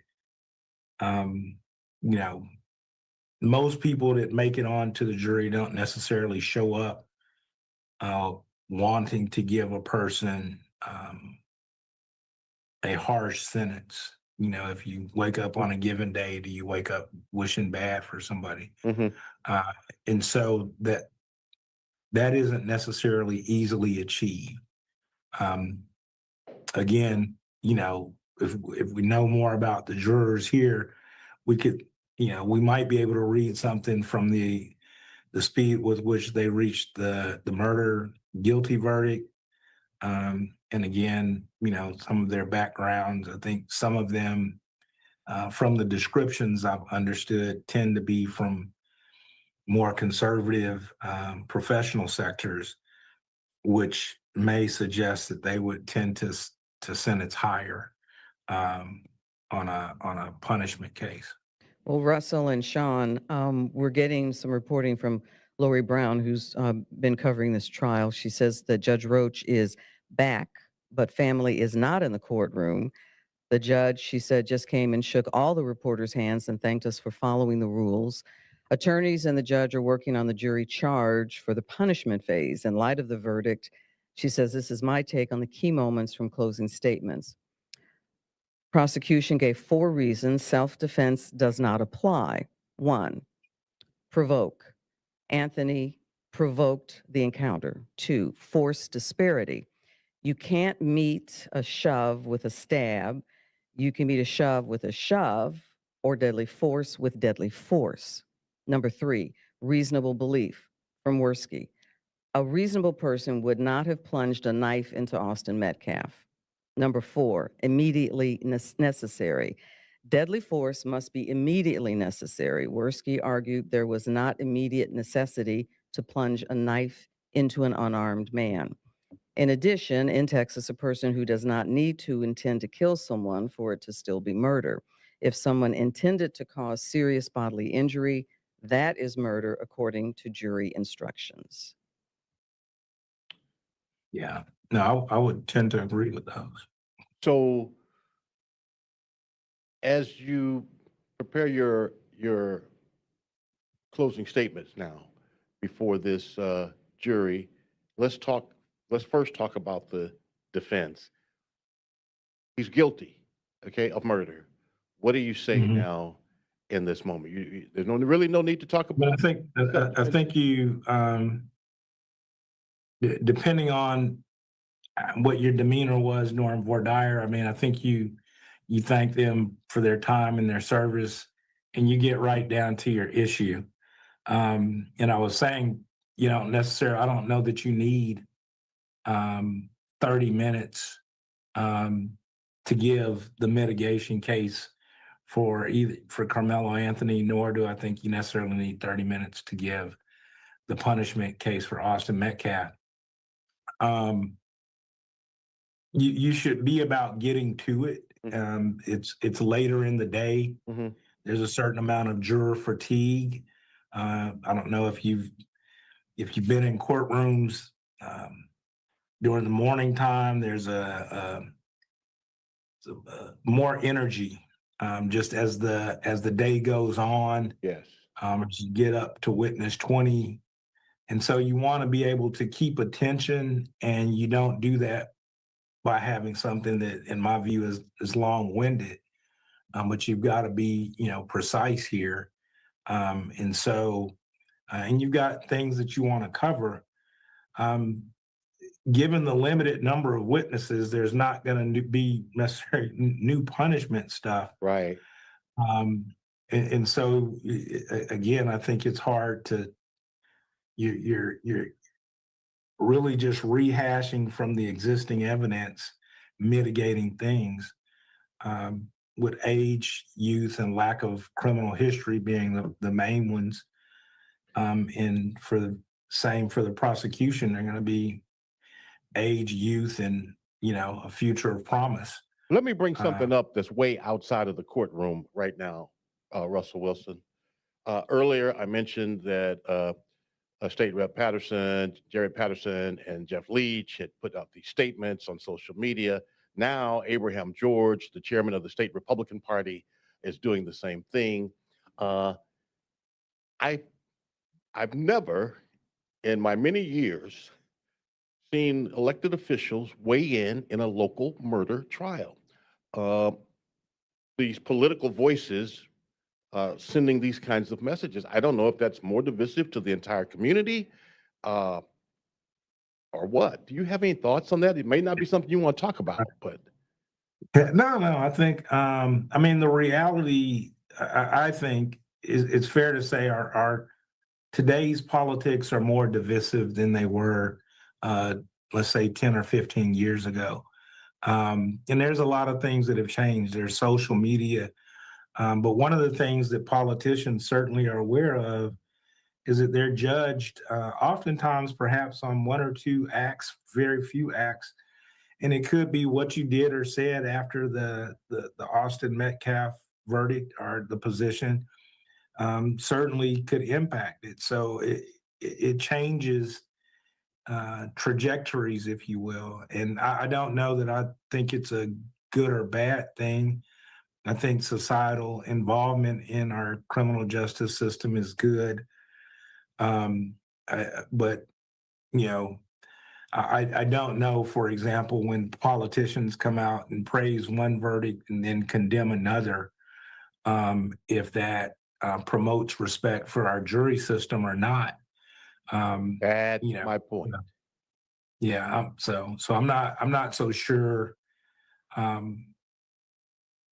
That I would go to that, but I think that they do that because there's at least an impression that their constituents, if I'm in your district and I'm voting for you, and you didn't say anything on this or that, then maybe I'd have, the believe the ones that you have mentioned are more conservative. It seems like those are Republican, and there may have been more conservative support groups that they might feel like they would have lost their support by not saying something. And so it's easy to put together a message, put it out on Twitter or TikTok, or issue a statement. And so that's what I think I think, I think we'll see that going forward. And everything should not be colored with politics. Oh. So Russell, the jury got the case started deliberating today at 10:52. They came back with a verdict a little bit after 1:30. It is now 3:42. And do you still see that all of this will end today, that it will wrap up today? Yes, I guess. If you let me, once we know what time they start reading the charge and how much time he gives for closing arguments, but more likely than not, again, the jurors have some idea in their mind, and when they go into deliberations, there's going to be a debate regarding the number. And somebody may say, well, I could never agree to that.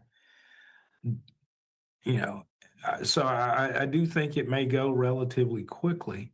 And in order for it not to do that, somebody has to feel very strongly about a particular position that they will not change no matter what.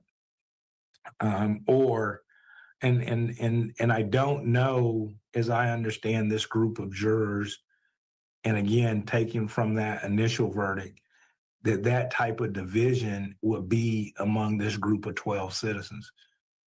So those are the things that are indicating to me that this could still be quick. That doesn't necessarily mean that there's not some weight assigned to the things we've talked about that are plus and minus. It's just that number may be assigned, considered.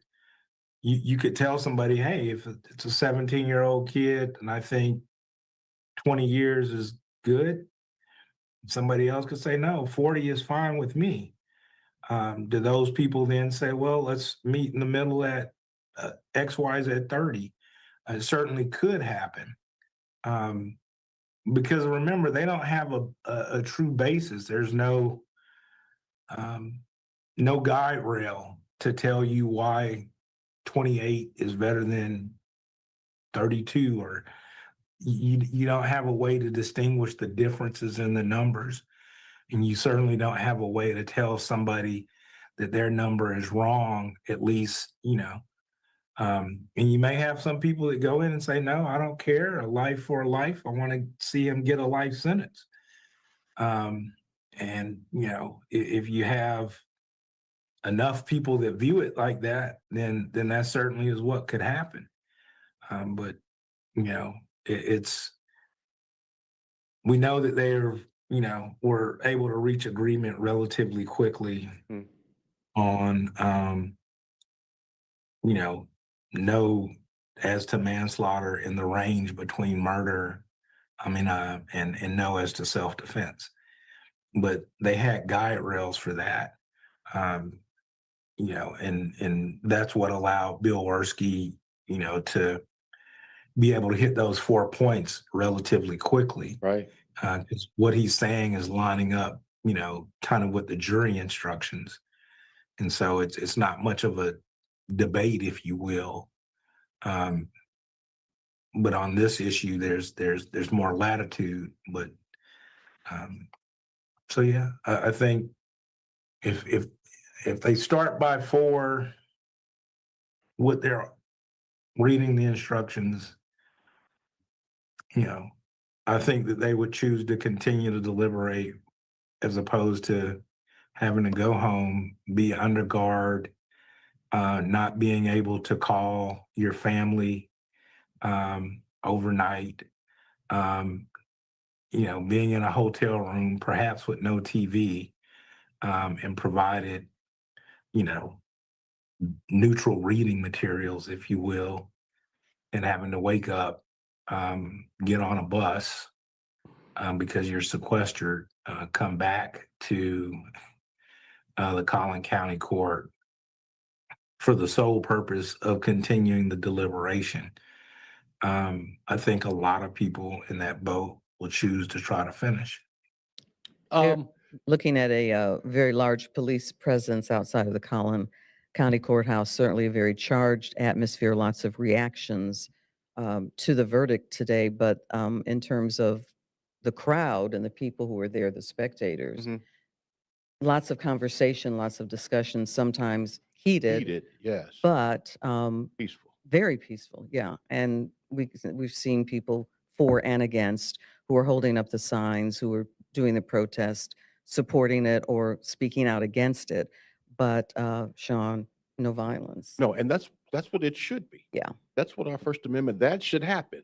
That should happen. We should let our passions be known and express ourselves, but without assaulting one another. Right. Let me ask you real quick, Russell. I'm not sure on this, but in deciding punishment, is the jury required to be unanimous, or it's not unanimous for punishment? No, it has to be unanimous as well. Okay. So you've got to have an agreement of all 12. Okay. So Under prison sentence. Okay. I wasn't sure on Right. that part. and very Yeah, rarely have there been juries that have hung on the punishment issue. Okay. But yeah, it's got to be unanimous. Again, they never have to explain their decision. If their identities have been, relatively sheltered, then they can render their verdict and go back to their lives. Some of them, I'm sure, though, I would not be surprised, will speak and say, Well, the families how are now they back in the feel. courtroom, Clarice. Yeah, Lori Brown's just reporting that both of the families are now back in Russell. So it looks like things are going to start to continue to move forward for the next phase. And maybe to your timeline, Russell Wilson, maybe by 6 o'clock today, or they might stay later if they're in the throes of weighing the punishment at that moment. We're gonna take a break. I would be, that's just the guess based off of experience, but you rarely have jurors that look forward to sequestration. Right. That's true. So I think if we start by 4, particularly if we're just doing closing arguments, if there's 15 minutes aside, you'll probably see the prosecution will pass again, or be an argument about who goes first and who goes last. But if the state goes last, they'll let the defense go, and then they'll have sufficient time to have those discussions. And particularly, they don't have really much new evidence, right? It certainly wouldn't have been a surprise that his mom would say, save my son's life. And so that'll be, probably another discussion as well. Yes. Well, Russell, it's 10 minutes to 4. We're going to take a brief break and we're going to continue our coverage right after this. All right. Does your student loan payment make you cringe? By refinancing to a lower rate through Credible.com, you could drastically cut your monthly payments. At Credible, you get personalized rates from multiple lenders. Visit Credible.com now to see your new monthly student loan payment. Does your student loan payment make you cringe? We get it. Saying goodbye to that much money every month can be tough, but by refinancing to a lower rate through Credible.com, you could drastically cut your monthly payments. At Credible, you get personalized rates from multiple lenders, so it's easy to find the refi that puts the most cash back in your pocket. And life with extra cash is, well, extra. Visit Credible.com now to see your new monthly student loan payment. Does your student loan payment make you cringe? We get it. Saying goodbye to that much money every month can be tough, but by refinancing to a lower rate through Credible.com, you could drastically cut your monthly payments. At Credible, you get personalized rates from multiple lenders, so it's easy to find the refi that puts the most cash back in your pocket. And life with extra cash is, well, extra. Visit Credible.com now to see your new monthly student loan payment. When you're looking for the biggest celebrity stories, there is just one place. Welcome to TMZ Live. All the stories, all the facts, and we bring them to you first. Shots fired at Rihanna's house and a woman taken into custody. Weekdays at 3 on Fox 4 Plus. When I grow up, I want to be a director because they get to talk to everybody about everything. They get to make cool movies and dance music videos. Action! If your child is sick over and over again, it could be PI, a defect of the immune system that affects millions. Early testing can give children a chance to dream. And when I'm a director, I get to say, lights, camera, action. For more information, visit our website at info4pi.org. That's a wrap. Fox is your home for the biggest World Cup ever. The biggest stars. Magical Messi. The biggest games. One golden dream. What on earth have we just witnessed? The 2026 FIFA World Cup on Fox 1.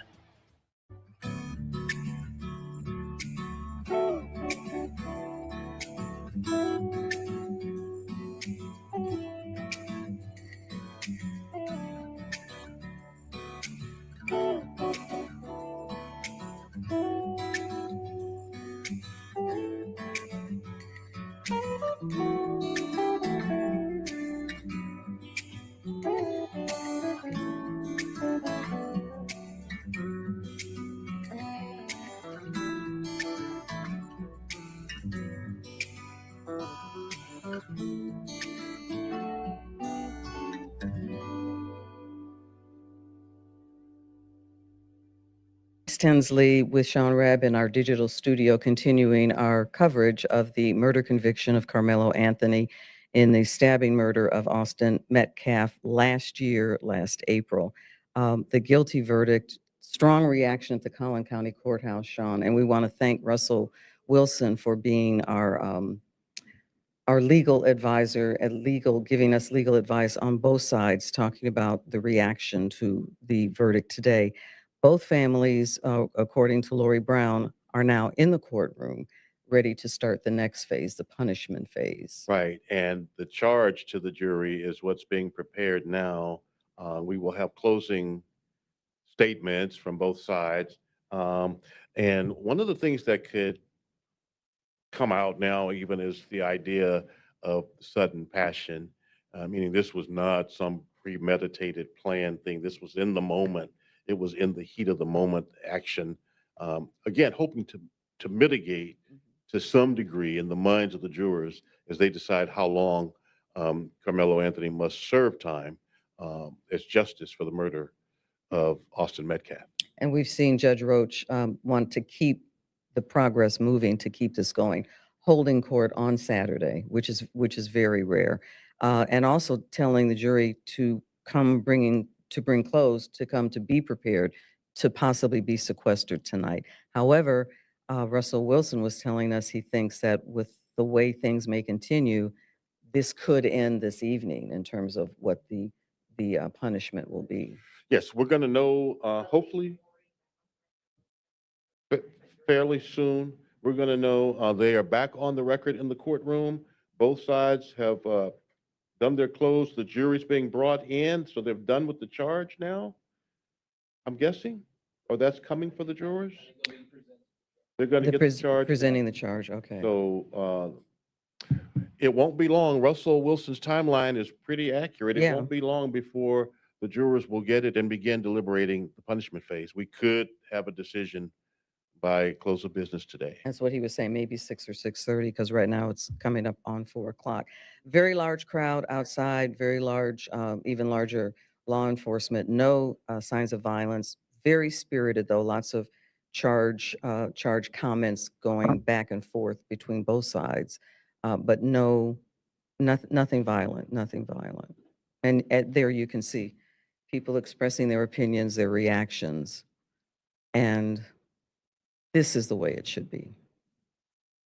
So again, No Karmelo violence. Anthony is guilty of murder, and his defense team obviously hoping for something less. That did not happen. And we're going to continue, Clarice, covering the rest of the events of this day with this trial and beyond this day, because again, it's going to be one of those cases that works its way into law school. You watch. Absolutely. And we're Study. seeing it unfold right before our very eyes. We want to thank you for joining us, and we're going to have live coverage on Fox 4. Stay with us.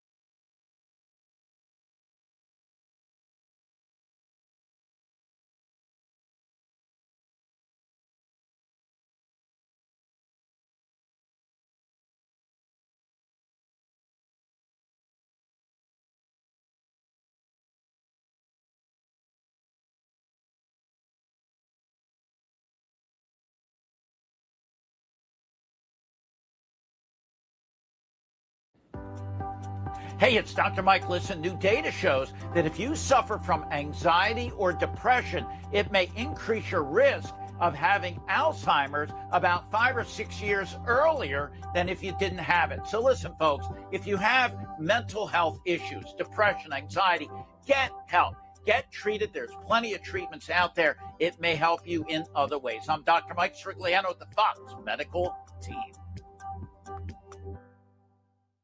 Right now, the stadiums may be silent, but Good Morning Football Overtime steams ahead. Covering franchise tags, fresh starts, and stunning trades. Weekdays at 11 on Fox 4 Plus. Fox is your home for the biggest World Cup ever. The biggest stars. Magical Messi. The biggest games. One golden dream. What on earth have we just witnessed? The 2026 FIFA World Cup on Fox 1.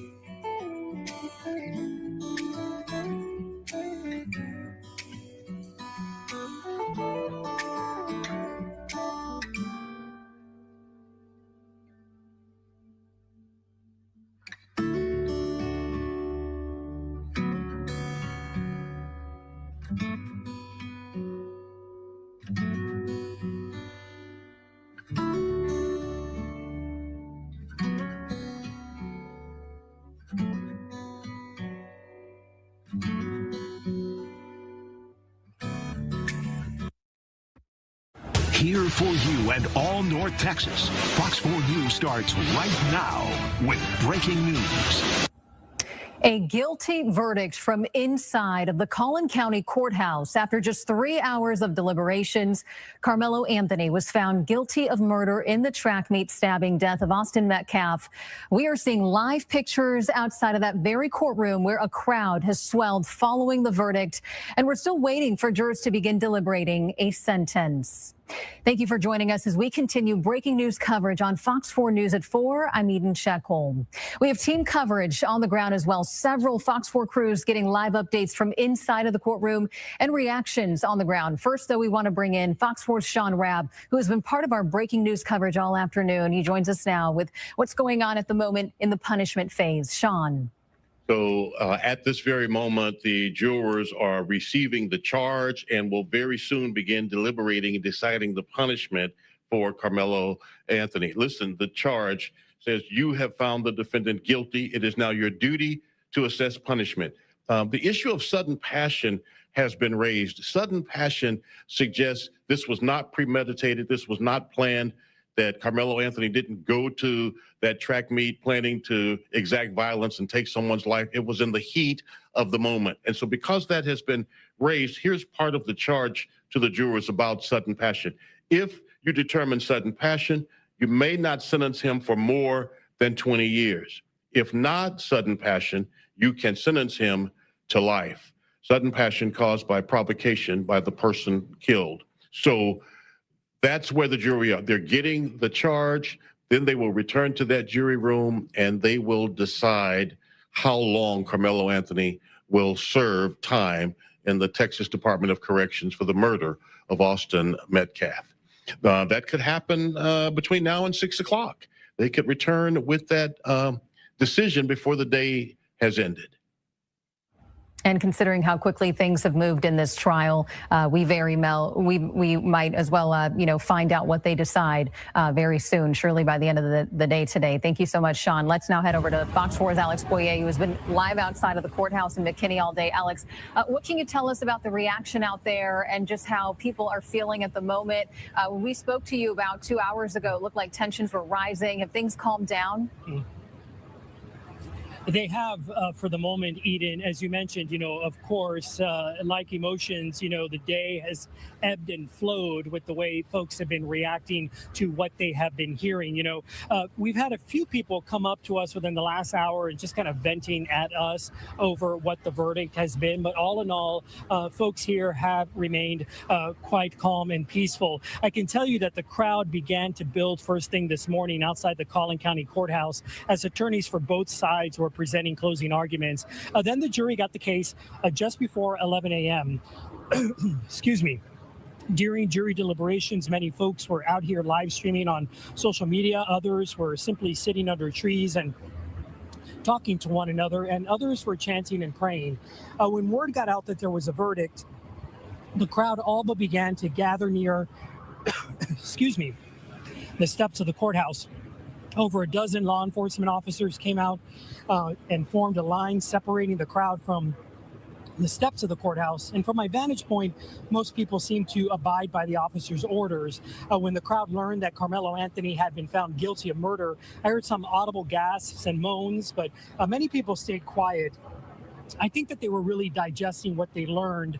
Then I heard a woman yell, "Let's stay together." And another woman got on a loudspeaker and started preaching. Some people have left over the past hour, but many are staying to see if the jury who convicted him will also reach a sentencing agreement today.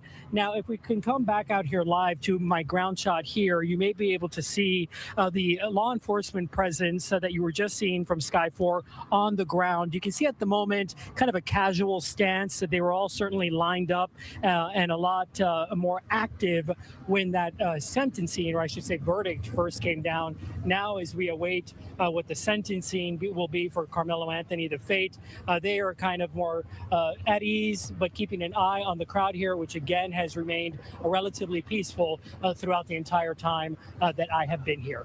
Back to you. It's good to know that things have been peaceful. We've really seen people on both sides, those who feel that, who agree with this sentencing or with this verdict, who are on Austin Metcalf's side and feel that justice was served, and those who are on Karmelo Anthony's side and feel as though that this was too harsh. Our Amelia Jones at the courthouse as well. She is in the middle of the crowd there. Amelia, what are you seeing? What are you hearing? What can you tell us?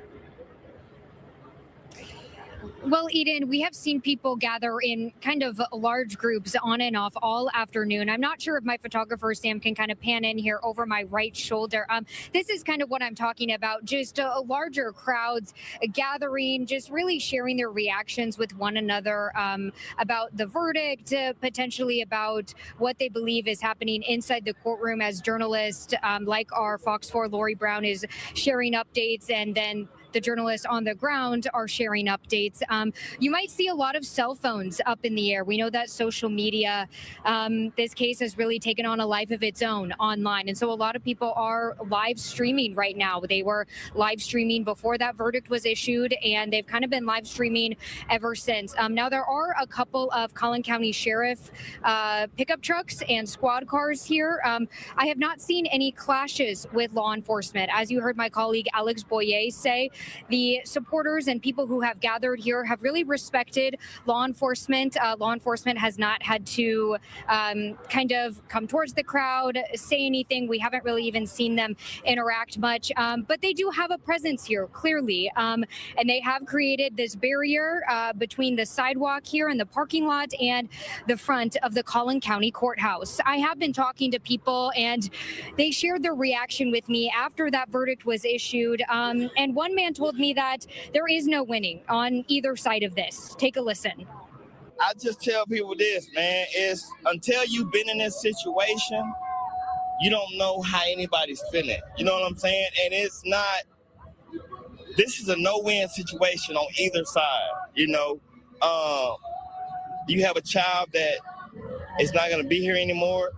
God bless his family. And to the family who's going through this situation with their son, it's unfortunate. Now, we are hearing some, like Alex was talking, upset comments. We know that this trial, no cameras were allowed. It was not live streamed. It was not televised. But as someone who was in the courtroom every afternoon to hear testimony, I know that the journalists I sat next to, we were doing our best to share accurately what we were hearing and what we were seeing inside that courtroom. And the jurors were tasked to take all of the evidence that they heard in that testimony to come to this guilty murder verdict. Now, I'm not sure what people are waiting for out here. Obviously, we know that the punishment phase of the trial is going on right now. I'm not sure if they're waiting to see if any of the family members are going to talk or if any of the attorneys are going to talk. I haven't really had a chance to ask, why they are staying here. All I know is that they are, and we've just seen more people arrive to the parking lot. For now, Eden, that's what I'm seeing live out here. Back to you. And again, we should note that Karmelo Anthony faces anywhere from 5 years to 99 years in prison. As Amelia mentioned, no cameras allowed in the courtroom. So we've had crews all over. We've had our Lori Brown inside of the courtroom. We've had Amelia Jones outside of the courthouse and Alex Boyer. So really, they have tried their best to share what both sides are arguing, what the defense is claiming, what the prosecution is claiming, and trying to paint the picture of what all is going on there. So as this case prepares for the punishment phase, Fox 4 is, of course, committed to keeping you up to date. We're going to be live on the Fox Local app when there is an update. So make sure that you turn on your notifications to receive the update right to your home screen. We will be right back.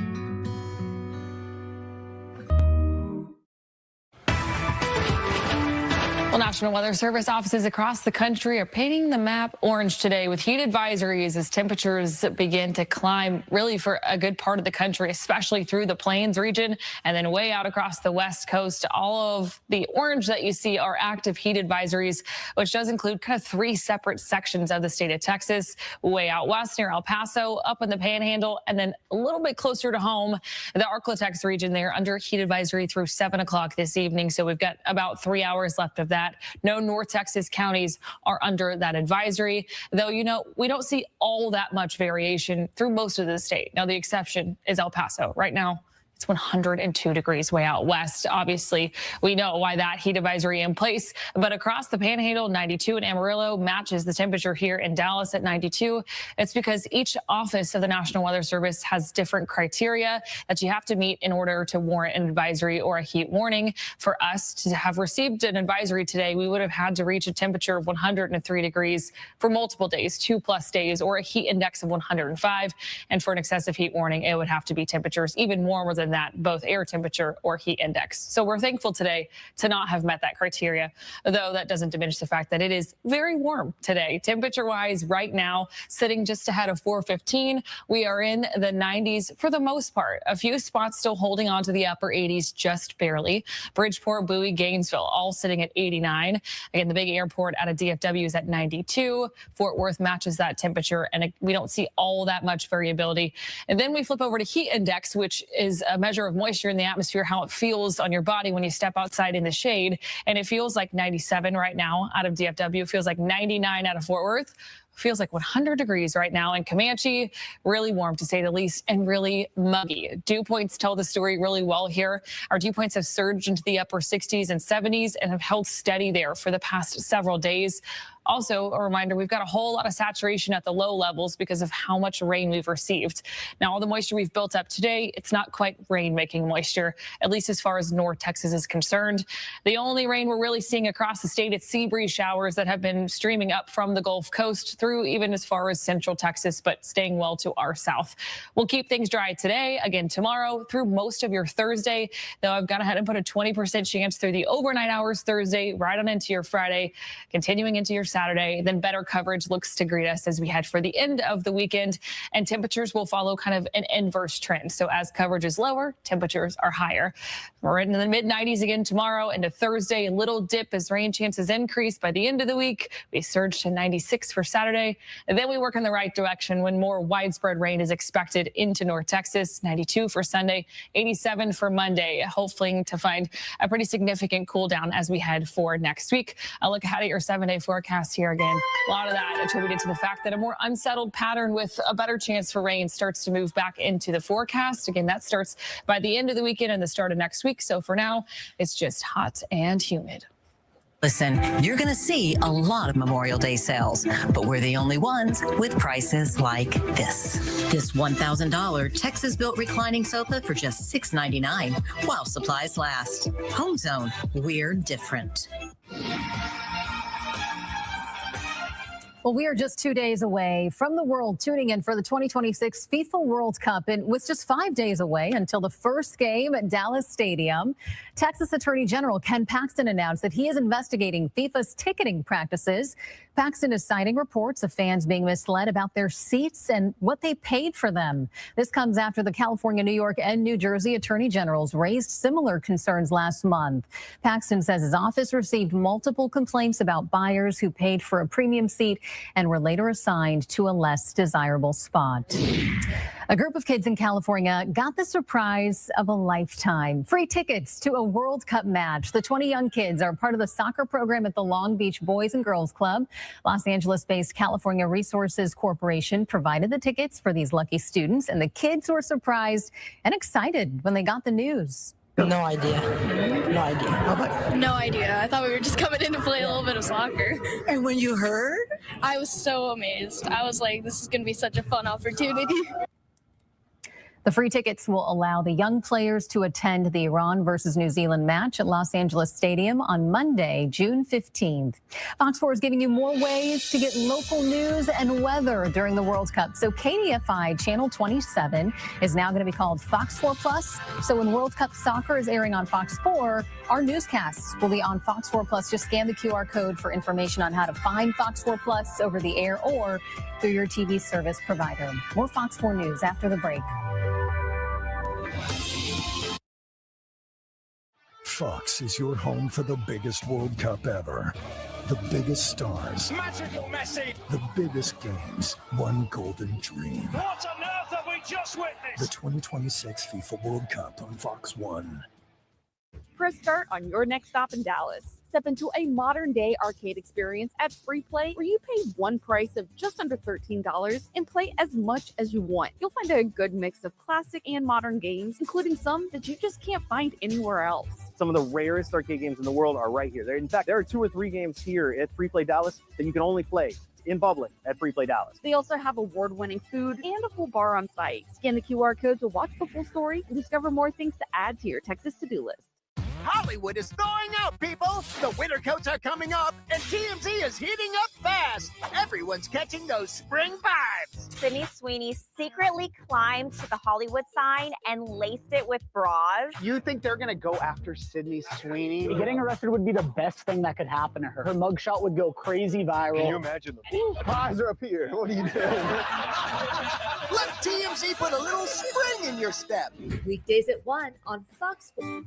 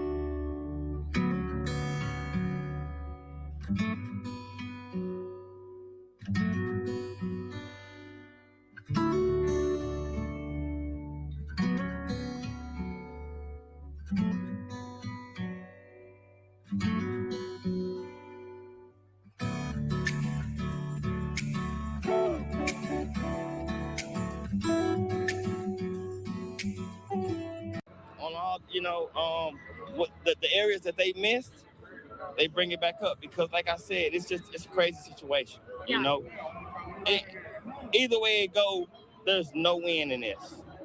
For sure. And now with this case finally over, I feel like it's kind of been this dark cloud hanging over Collin County, McKinney, Frisco. Do you think that this will be a trial that maybe will always have a mark on this area? I don't think it's a trial. There's been cases way before this that were kind of went the same way. I think until the process changed of, how they, pick jurors and just how the judicial system is, then it'll change. But, like I said, these situations are very hard. They could go either way. Like I said, I shout out to both families. We all pray for both families because this is a no-win situation. It's just hard for everybody. Absolutely. Have you followed along the case since it happened? I mean, do you have any connection to, Karmelo Anthony or, the track meet? Do you have any connection to this case other than you live here and you heard about it? I don't have any connection to anybody. I know nothing about either child. I just know sports, and I know this is Collin County, and I know how a lot of things go here in Collin County.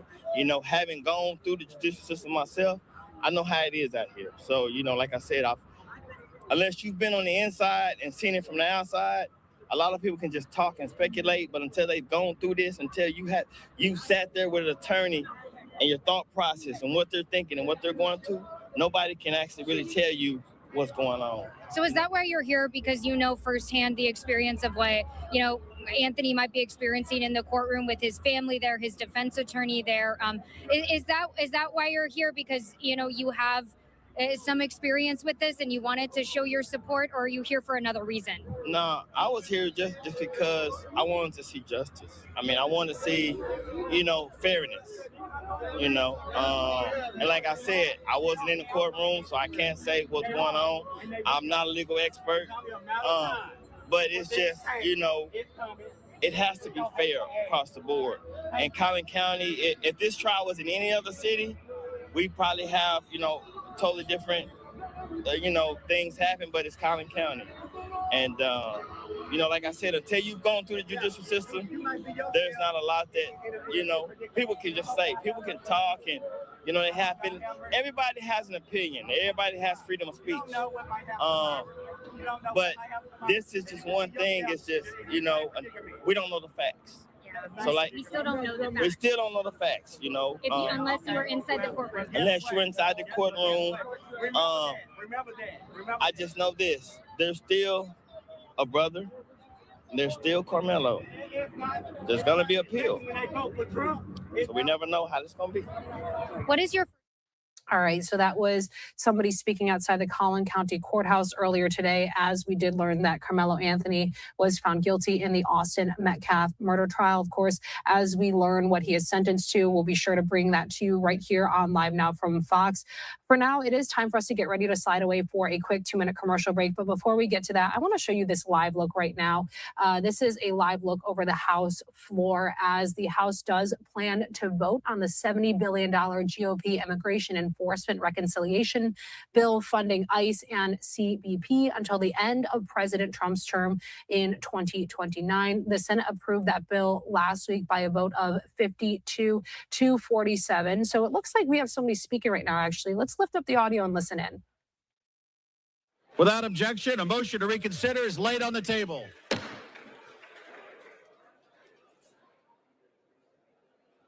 Pursuant to Clause 8 of Rule 20, the unfinished business is the vote on adoption of House Resolution 1140, on which the yeas and nays are ordered. The clerk will report the title of the resolution. Discharge calendar number 7, House Resolution 1140. Resolution providing for consideration of the bill H.R. 5408 to accelerate workplace time to contract under the National Labor Relations Act. The question is on the adoption of the resolution. Members will record their votes by electronic device. This is a 5-minute vote. All right, so switching gears right now back to what we were talking about as the House is planning to vote on that $70 billion GOP immigration enforcement. This ex post on your screen coming from House Press Gallery saying the House is voting now on passage of the Secure America Act sponsored by Lindsey Graham and the Budget Committee. Of course, this is a $70 billion federal budget reconciliation bill that passed the U.S. Senate on June 5th by that vote of 52-47. The legislation provides long-term funding for U.S. Customs and Border Protection and U.S. Immigration and Customs Enforcement. So as soon as we learn what happens with this, we'll be sure to bring that to you on Live Now from Fox. But as promised, it is time for us now to slide away for a quick 2-minute commercial break. I'm your host, Anna Morsick. We'll be